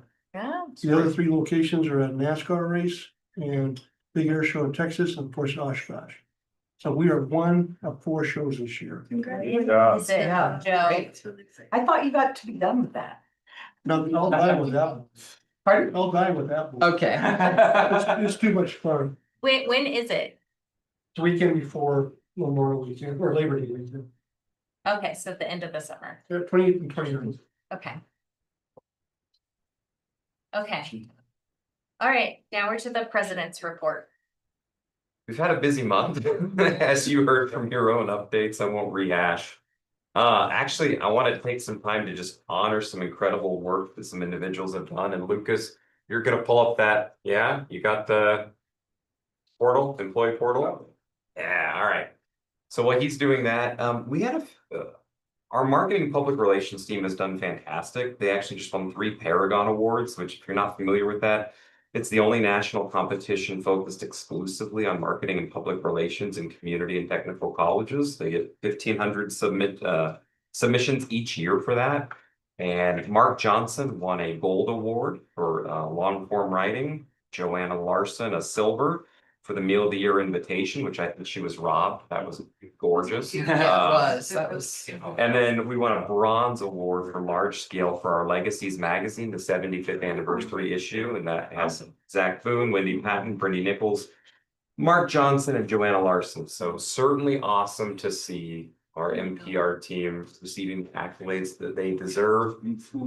And then the fun updates department, which we are trying to pull up now. Sorry, it's because I'm logged in. You are totally good. This is not a finish line. This is a starting point. But I have shared some of the communication opportunities we have at COCC.